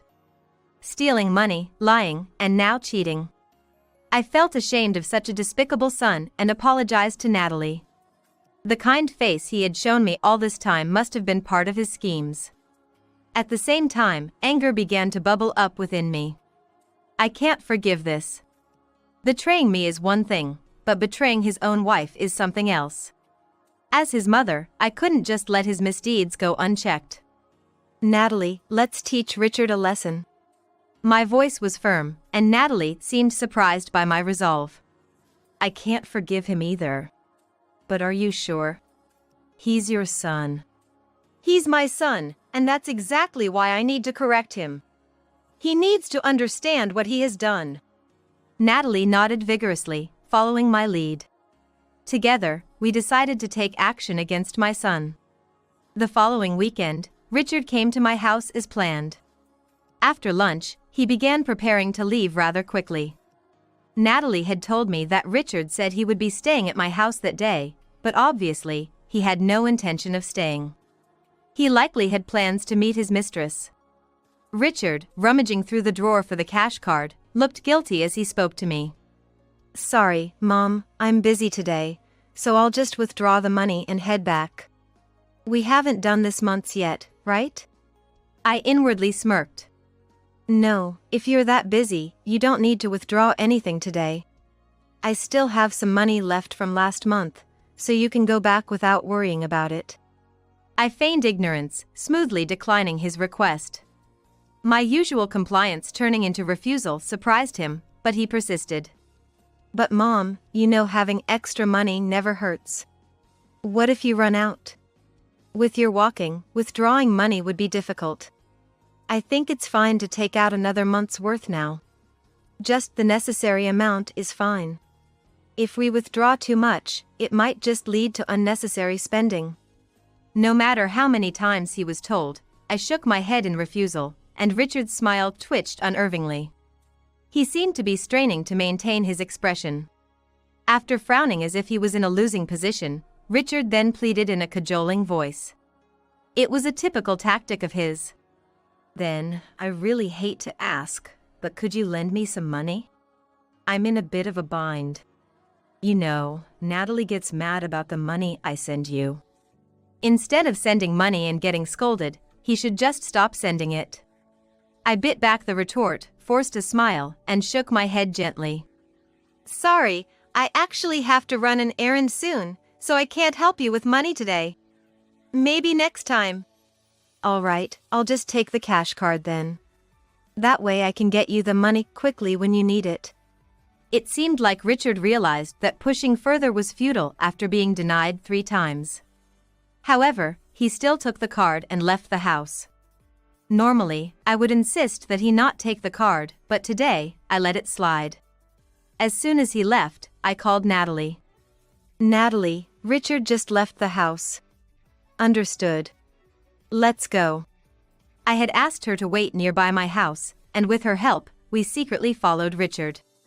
He entered a convenience store and stopped in front of the ATM. "Why can't I withdraw any money? Is this piece of junk broken?" Richard's voice was irritable. He couldn't withdraw money and was cursing loudly. The reason was that he couldn't withdraw from my bank account. "Richard, what are you doing? I told you today you didn't need any money." "What?" When I called out from behind him, Richard's shoulders jerked in surprise. He had been so focused on the ATM that he hadn't noticed our presence at all. In fact, I had changed the account's PIN a little while ago. Today was supposed to be the day he withdrew money for me. I assumed he was counting on my money, especially since he probably had plans to meet his mistress later and would need it. If he was the type to siphon off someone else's money, I figured he would head to the ATM regardless of what I said. I figured that someone who takes money without permission would head to the ATM regardless of how much I refused. My suspicions were confirmed. The plan was to catch him in the act of trying to withdraw money without permission. Mom? And Natalie? Why are you here? Richard was clearly shocked, not expecting us to be there, sweating profusely with disbelief written all over his face. He was sweating profusely, with disbelief written all over his face. Natalie quickly grabbed his arm. Let's go back to your mother's house for now. You know why, don't you, Richard? Richard stayed silent, not uttering a word. Quietly, he was led back to my house, and we sat across from him at the table. Natalie was seated next to me. You were trying to take money from my account without permission, weren't you? And I heard you've been skimming from the money Natalie sends too. She says she's been sending $26,000. Where did the rest go? What are you talking about, Mom? You believe Natalie over your own son? I would never do such a thing. As I pressed him calmly, Richard frantically denied everything. Then Natalie interjected. Quit the poor act, Richard. On top of everything, you're even cheating. Cheating? That's outrageous, stop slandering me. Where's the proof? Despite our confrontations, Richard continued to make excuses, clearly determined not to admit any wrongdoing. He seems determined not to admit any wrongdoing. Can you still make excuses after seeing this? I show the bank account balance, while Natalie confronts Richard with photos proving the affair. At that moment, Richard's face turns pale. His usually evasive mouth finally shuts. There's no escaping it now. However, sweating profusely and silent, Richard suddenly slams the table loudly. What's the big deal? So what if I cheated? Natalie, why do you give her the money instead of me? Give it to me. Pointing and shouting, Richard suddenly becomes defensive. He was gentle in front of me, but in front of his wife, he was like a tyrant. I had never seen this side of my son before. Now he points at me, shouting angrily. You say not to withdraw money. But it's only natural for you to give me money after making me feel lonely with just one parent around, isn't it? Every time I came over, you gave me money. Just be an ATM and don't talk back. Now I'm the one left speechless. I thought I was helping by fulfilling his wishes, thinking he felt lonely.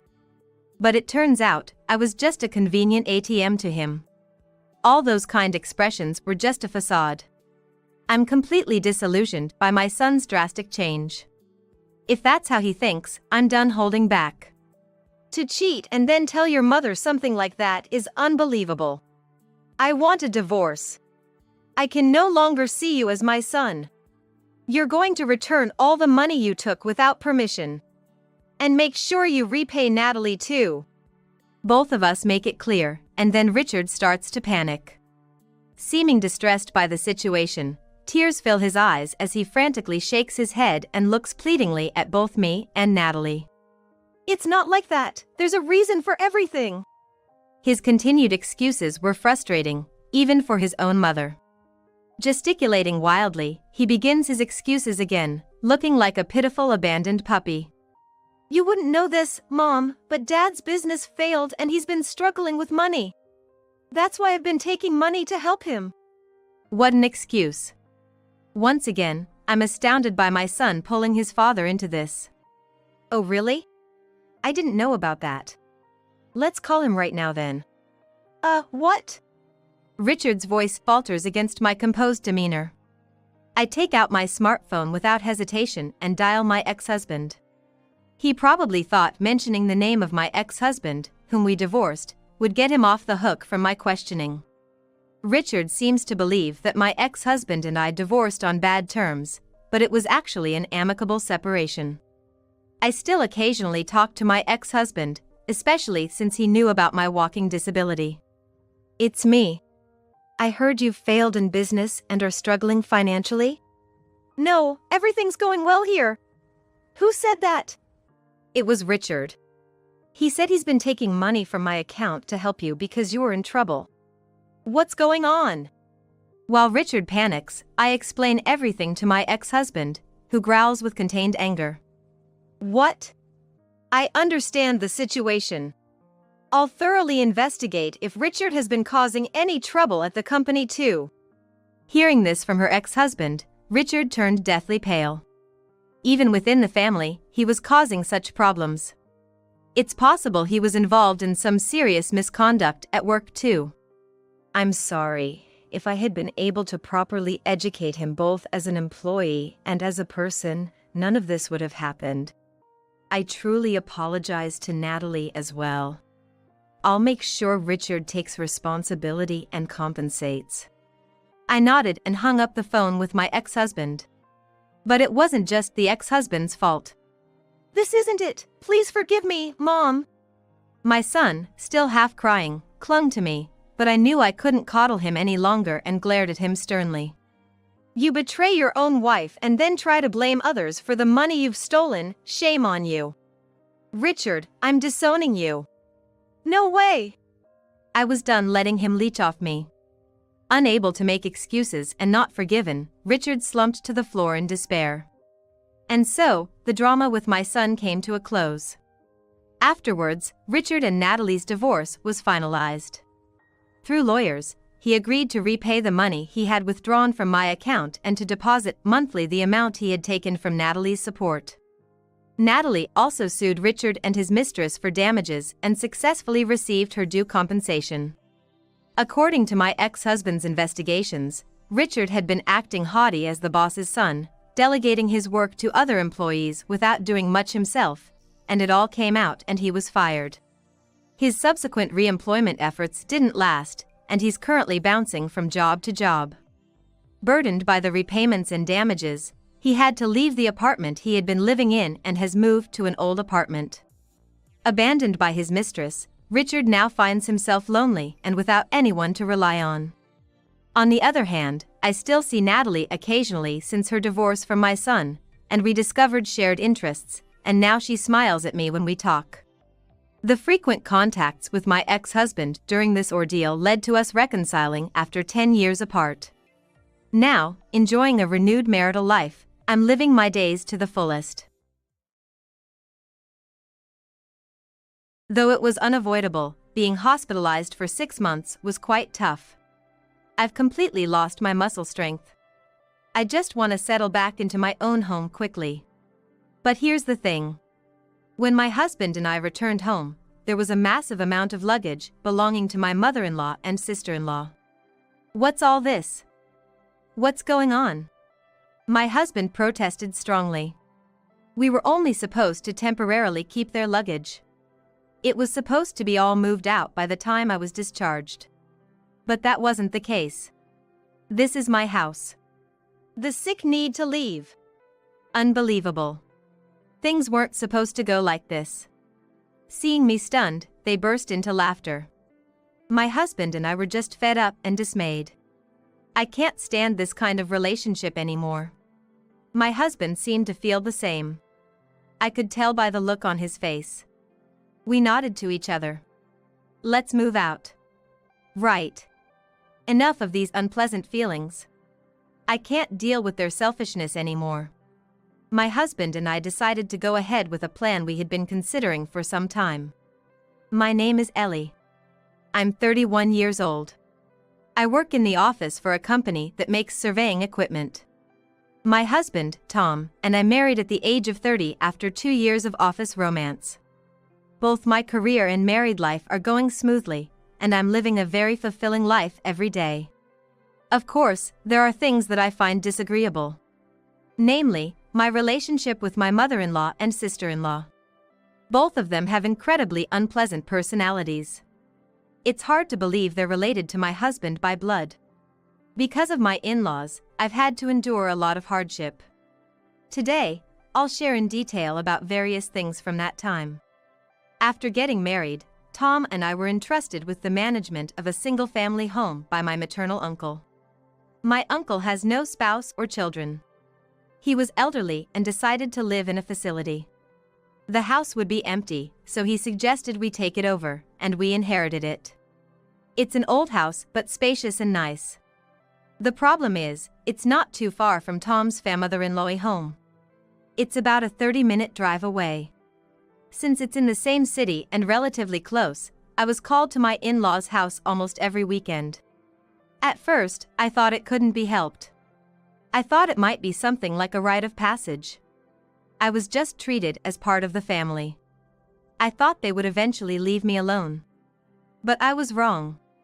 My mother-in-law, Helen, started to use me as her legs or wallet, calling me over every time I had a day off. "I'm sorry, Ellie. My back is bad, so I can't get around much.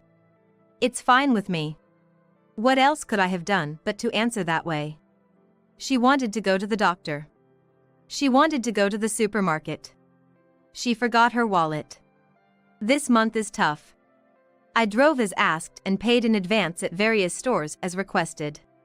Eventually, my mother-in-law started to take my dedication for granted, and her attitude became more arrogant. If I protested or pushed back even a little, she would act as if she was the victim. "What's with the sulking just because I called you over? As a daughter-in-law, it's natural for you to serve your mother-in-law. Didn't you know that when you married into the family? I told you I had plans this week. Calling me over anyway is terrible. If you didn't like it, you should have just said no. Coming here means it wasn't that important, right? We're family, so it's only natural that you prioritize us." She became increasingly uninhibited towards me. She would have me clean the in-laws' house or make lunch. There were also tasks like replacing the wallpaper, weeding the garden, or cleaning the gutters. My mother-in-law claimed to have a bad back, but whether that was true or not, I couldn't say. If someone told me it was all just a ruse to exploit me as a daughter-in-law, I wouldn't have been surprised. There was one interaction with her that I remembered well. It was when that bug appeared in the kitchen.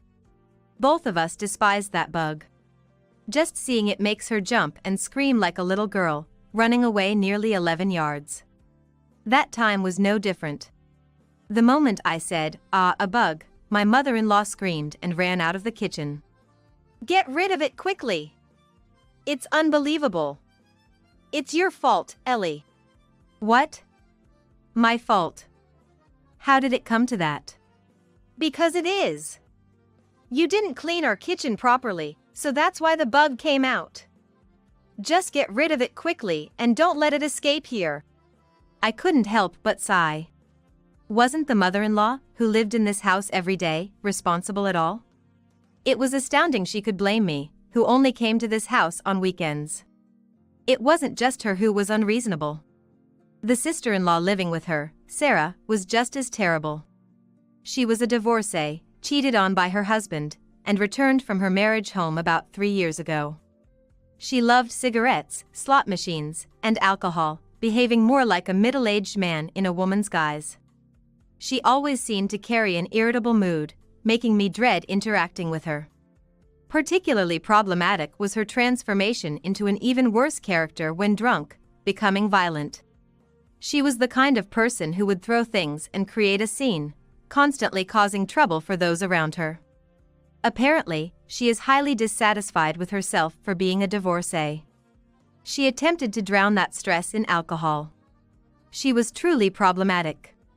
On weekends when my husband, Tom, was away on business trips, I would often get calls from my mother-in-law, Helen, about Sarah. "Ellie, Sarah has called from the bar.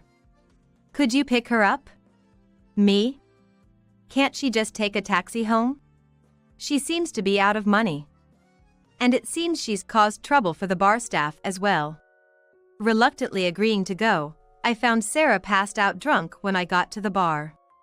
When I told the staff I was Sarah's family, they all made bothered and stern faces. Drunk Sarah had broken dishes and glasses, ruined the food, and disturbed other customers. Because of her, many customers had left.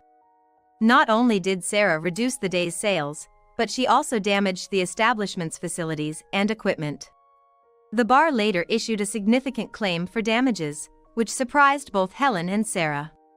This wasn't the first or second time I had to pick Sarah up from the police station. I had become so familiar with some of the officers at the local division that we recognized each other on sight. The troubles and unwelcome episodes related to her were endless. She was truly a nuisance. When Helen and Sarah got together, the trouble seemed to multiply by 2 or 3.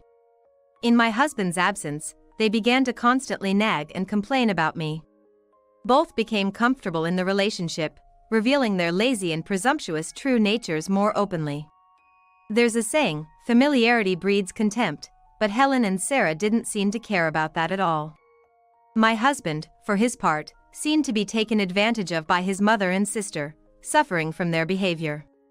"Hey, Tom, can you lend me about $2,000? "What? More money? And $2,000 at that. What on earth do you need it for?" "I'm taking Mom to a spa for some treatment." "You have a problem with that, being her son?" "Tom, are you okay with my back never getting better?" My mother-in-law and Sarah frequently begged my husband for money. Their reasons were to take my mother-in-law on spa resort tours or to visit spa facilities. They really had it easy. Due to our busy work schedules, my husband and I hardly have the opportunity to go on trips. Since they're unemployed, they seem to be having a better time. It was truly frustrating. Busy with work during the weekdays and tending to Helen and Sarah at their home on weekends. This routine placed a significant strain on my mind and body. Without realizing it, my mental and physical health deteriorated. I couldn't shake off the fatigue even with sleep, constantly feeling gloomy, and nothing seemed enjoyable. Even during times that should have been relaxing with my husband, I found myself sighing constantly. Not to be like Mom, but maybe Ellie needs some time off for recovery too. Maybe. I've never felt this tired before. I need to do something about it. Both my husband and I wanted to have children eventually. I'm almost 32. Ideally, I wanted to have our first child in my early 30s. For that, I needed to be in perfect health and free from mental stress. The sudden dizziness hit me on a Friday night. At the same time, I was hit with intense pain. My head hurt so much it felt like it was gonna split open. I couldn't stand up and curled up on the spot, alerting my husband to the anomaly. I was terrified. Because I could tell my speech was slurred. My husband turned pale. "Don't move! I'll call an ambulance right away." After being rushed to the emergency hospital and undergoing tests, I was diagnosed with cerebrovascular disease. At the young age of my 30s, I had suffered a stroke. It was a situation where a single misstep could have been life-threatening. Naturally, I was immediately admitted to the hospital. Being with my husband and getting to the hospital quickly was fortunate. I don't smoke, nor do I drink alcohol. I was also not dealing with high blood pressure or high cholesterol. So, why did I suffer a stroke? The doctor who conducted the test said that the exact cause was unclear. It might be because of Mom and Sarah. They were always causing you stress. I hate to say it, but I thought the same. It's partly my fault for always putting up with it, though. Anyway, it's good I got treatment quickly.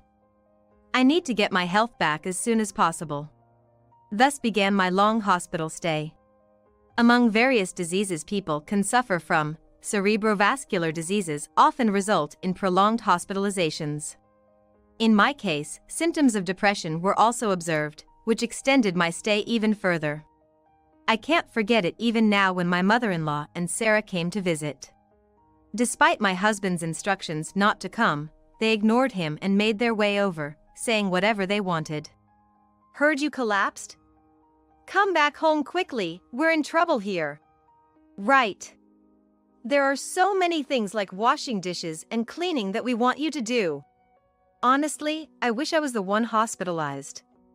You know, because of my bad back, right? Get better and come back soon. Oh, and we'll be borrowing your room for a while, okay?" Borrowing my room? What were they talking about? After a while, my husband arrived.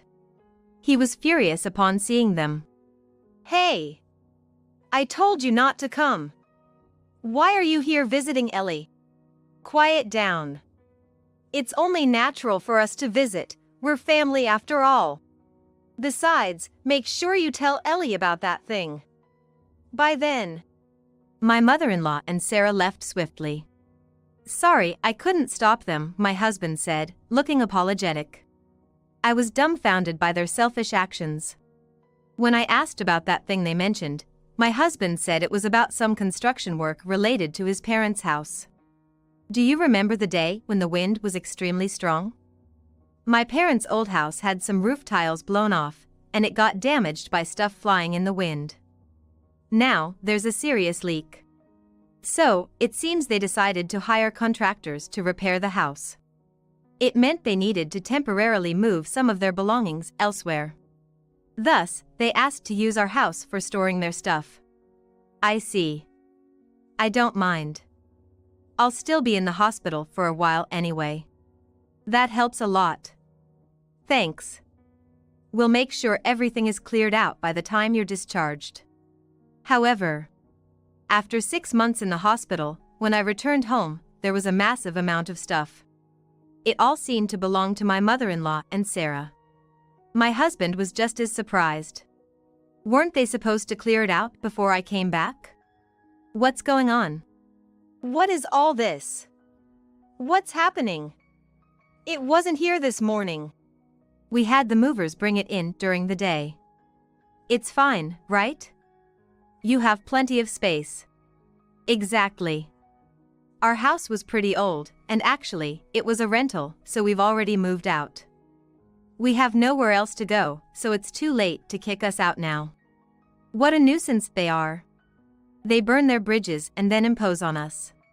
Taking advantage of someone's goodwill like this is unacceptable. My husband protested strongly against this. But they just ignored him. As the argument escalated, unbelievably, my mother-in-law became even more outraged. This is my house now. If you don't like it, you can leave. Right. Sick people should leave. It would be terrible if we caught your illness. Seeing my astonishment, they burst into laughter. Just hearing their laughter made me feel sick to my stomach. My husband also worried about the recurrence of my illness. It was truly a difficult and unbearable time. Half a month after they started living in our house had passed. They got comfortable and started talking about wanting to go on a trip again. They said they wanted to heal their tired bodies from the move by soaking in a hot spring. So, Tom, can you lend us about $2,000 again? What do you mean lend?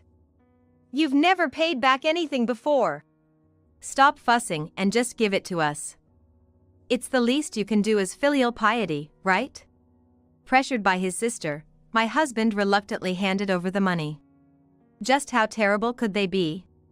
They prepared that night and left early the next morning. Alone at last, my husband and I looked at each other and nodded. Let's move out. Right. In fact, ever since the cohabitation started, we had been waiting for this moment. Waited for them to go on a trip and leave the house empty. We acted quickly from there. We packed our belongings and contacted a moving company. As planned, we also called the real estate agency and said goodbye to the house we had become so accustomed to.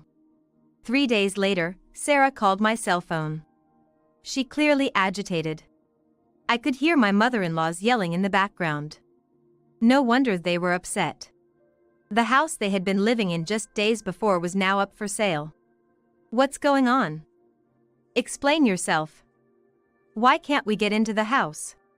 What did you do with our stuff? Explain properly. Sorry for not notifying you, but we've sold that house. What? Sold? Don't go doing things on your own. Who do you think you are? They had no right to say such things. That house was in my name. What I did with it was my choice. They had the nerve to impose on us, and now they were the ones acting entitled. Neither my husband nor I intended to give in to them even one bit. With all due respect, you and your mother are the reason I had to do this. I didn't want to sell the house, but you left me no choice. Wait a minute. What's that supposed to mean? Are you blaming us? Yes. The stress from you and your mother might even be why I got sick. It's only natural we'd want to distance ourselves, right? Don't be ridiculous. Your illness has nothing to do with this. Who could say there was no connection at all? At least it's certain that the stress caused by them made me suffer. Sarah was still raging on the phone. She was demanding to know where we had moved their belongings. The house is empty. Our belongings were supposed to be there. Where did you put them? Do you want to be sued? Your belongings are stored in a rented storage unit. Would you like them back? Of course. What are you even thinking? Then, there's a condition. Please leave us alone from now on. If you promise not to interfere with us anymore, I'll tell you where the belongings are. I had enough of being called upon for money and favors. We wanted to live our lives separately, with as little interaction as possible. My proposal was scoffed at by my mother-in-law, who took the phone from Sarah. Don't say such stupid things. I'm a mother of you too. A bond like that can't be broken. We're discussing breaking that unbreakable bond. My husband took the phone from me. It seems he has a lot he wants to say to his mother and sister too. His face was unusually stern, his resolve reflected in his choice of words. Mom and Sarah, you've gone too far. Lying to me and even moving in. Since that day, I've been angry, so angry I never want to see your faces again. Hey, Tom. There's no need to yell like that. Tom, don't get ahead of yourself just because you're the younger brother. And you should stop getting ahead of yourself, you unemployed, divorced woman. Who do you think made this trip possible for you? I'm not giving you any more money. My husband was furious. His anger palpable. It seemed they realized they had crossed a line this time. Let's calm down and talk. That was a suggestion they made from their side. They wanted to know exactly where the storage unit was and how to retrieve their belongings. Just as we planned. My husband and I looked at each other and agreed, deciding to arrange a meeting with them. 3 days later, we met them in a small cafe. They had been staying in a hotel. Both of them were looking sullen. They seemed to believe that by maintaining their assertive attitude, they could surely make us comply as usual. That's how their faces looked, as if they thought so. We're here. Now tell us where the storage unit is. We'll also be billing you for the cost of the hotel we're staying at. That's ridiculous. If you're gonna say that, then pay me back first for the trips I funded. I've lent you nearly $10,000 in total so far. Pay up now. My husband's presence was formidable. He seemed like a completely different person compared to his usually quiet self. They must have realized they couldn't afford to anger him further. They quickly changed their demeanor, acting overly friendly and submissive. Wait a minute. We didn't mean to anger you. Just, we were also surprised by the sudden change and got a bit irritated, that's all. Right. Let's talk properly.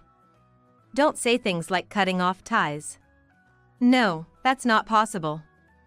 This involves our future as a couple. We're cutting ties with you here. How dare you speak to your parent like that? Despite his stern expression, my husband surely didn't want to say these things. It was their fault for forcing him into this position. They were responsible for making us make such a decision. I took over from my husband and reiterated our conditions to them. As I mentioned before, please promise not to interfere with us anymore. No calling us over or asking for money. If you agree, we'll tell you where the storage unit is. You'll also need to pay for the storage fees. And don't forget about repaying the trip costs. What? Don't be ridiculous. Do you think we have that kind of money? Exactly. Do you understand? Both Mom and I are unemployed. How could they be so defiant? Do these two even know what shame is? I couldn't say such things so brazenly like this. My husband was clearly taken aback. The anger in his gaze faded. How can you talk like that without feeling ashamed? You both are like parasites. Stand on your own 2 feet. Don't rely on us. Live by your own means. It's only natural for children to help their parents. Calling us parasites is rude. Of course, it's natural to help one's parents, and I've always done so. But there's a limit to everything. Besides, neither of you has made any effort on your part and even lied. Right? Oh! A bug! It was when I suddenly pointed at my mother-in-law's feet. She quickly stood up from her chair and moved away to the wall after shouting briefly. Such agile movement. It was hardly a movement someone with a bad back could make. She seemed to realize my a bug was a lie. My mother-in-law turned bright red. You liar! You tricked me! I'm sorry. But aren't we even? You lied about your back pain, calling me over to do housework and repairs, right? And what about saying you needed money for a spa treatment? Going to the hot springs wasn't because of back pain, was it? Who's the liar now? Enough with the lies. She didn't retort. She bit her lip in frustration and glared at the floor. Urged by my husband to take a seat again, my mother-in-law returned, grumbling under her breath. She appeared completely dejected, as if she had no intention of retorting anymore. On the other hand, Sarah still seemed eager to fight. Her eyes were bloodshot with anger. You both seem to lack any respect for your elders. Taking our belongings, tricking us with lies, calling us parasites. I'm really upset. We didn't want to resort to this kind of approach or language either. Like I've said before, you pushed us to this point. You need to understand that. I have another request. Please, both of you, start working. Take care of your own lives. That should be doable, right? Both of you are healthy, with no chronic illnesses. You have the time, and you owe me money. If you don't like being called parasites, there's no reason not to work. Sarah glared at us, clearly frustrated. Despite our logical arguments, it seemed she wasn't convinced at all. It appeared that our efforts alone were insufficient to subdue her strong will. But there was no need to panic. This was just we expected. I signaled to someone at the back of the cafe. A man stood up and approached us. Sarah turned pale when she noticed him. The man was Kevin, Sarah's ex-husband. My husband and I had contacted him specifically for this day, and he had agreed to come. Kevin's eyes were cold, showing no signs of affection for her anymore. It's been a while, Sarah. You're still the same, which is disappointing. Kevin, why are you here? Did they call you? What do you mean by still the same? Just like always, you seem to live by lying to everyone around you. Like you deceived me, you've been deceiving Tom and Ellie, right? Huh? You cheating woman. Wait, it was her who cheated. I had been told that it was her husband's infidelity that led to their divorce. However, seeing her not deny his words, it seemed his claim was true. Sarah had lied to us. She was the one who had cheated and caused the divorce. She was vain, arrogant, deceitful, and unfaithful. My dislike for Sarah grew even more. When you returned to your hometown and kept quiet, I thought I would stop fussing over it. But, Sarah, it seems like you're still hurting people around here. So what? What does it have to do with you? It's not entirely unrelated. I'm your ex-husband. If I had been stricter with you, maybe Ellie and Tom wouldn't have had to suffer. What are you trying to say? Make it clear. At that moment, Kevin pulled out a piece of paper from his pocket and slammed it on the table. Sarah turned pale. The paper was titled, Demand for Compensation for Infidelity. It stated a demand for a compensation payment of $60,000 within 1 week. Sarah shook her head and said this was impossible.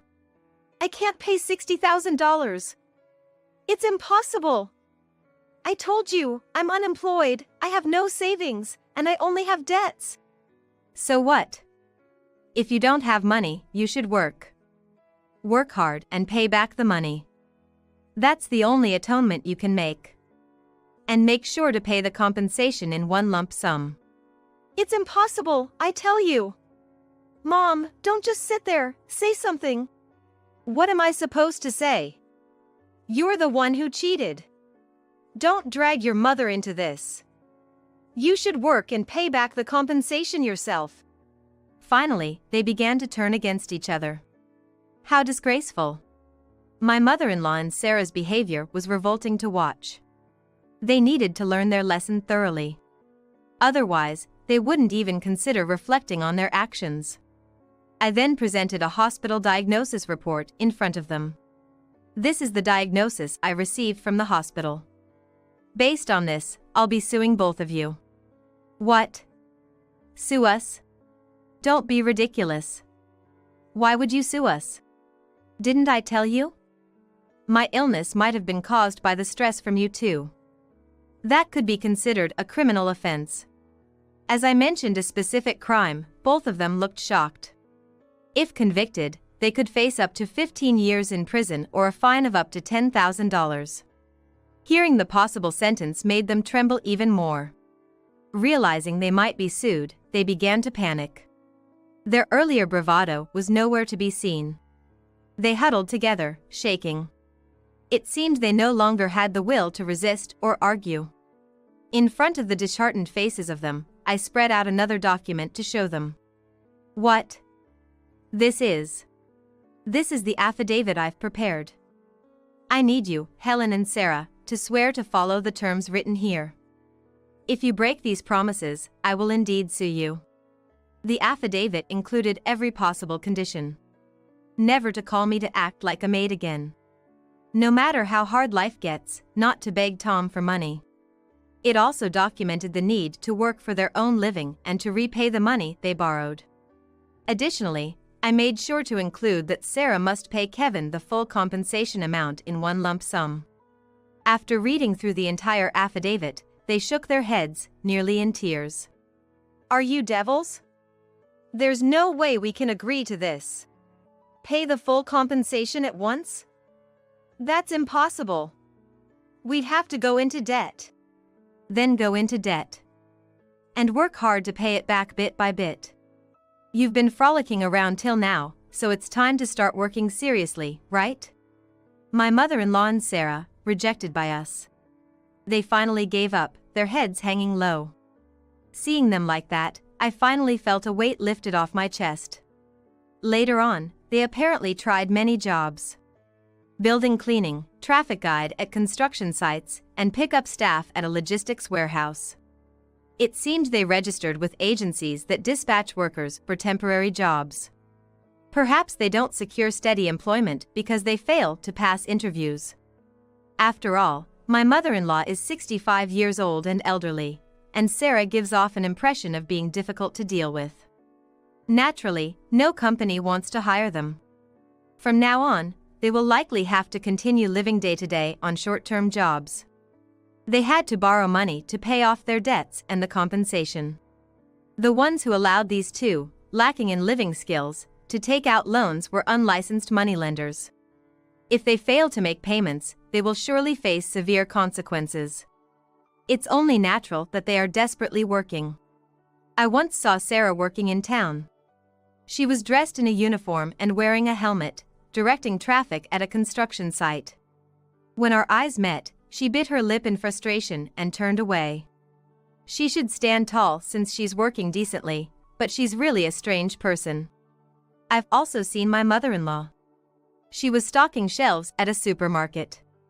She was scolded by much younger colleagues, and she also looked bitterly frustrated. Both of them have such poor characters that it's likely just a matter of time before they mess up. Disliked by those around them, they will probably be unable to stay at any job long and will have to look for new ones. They should continue to wander from place to place, regretting their actions along the way. That's all I hope for them now. Since then, Tom and I have been living a normal, happy life.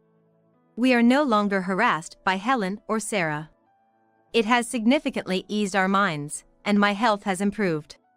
Perhaps because of that, I was able to become pregnant with our first child.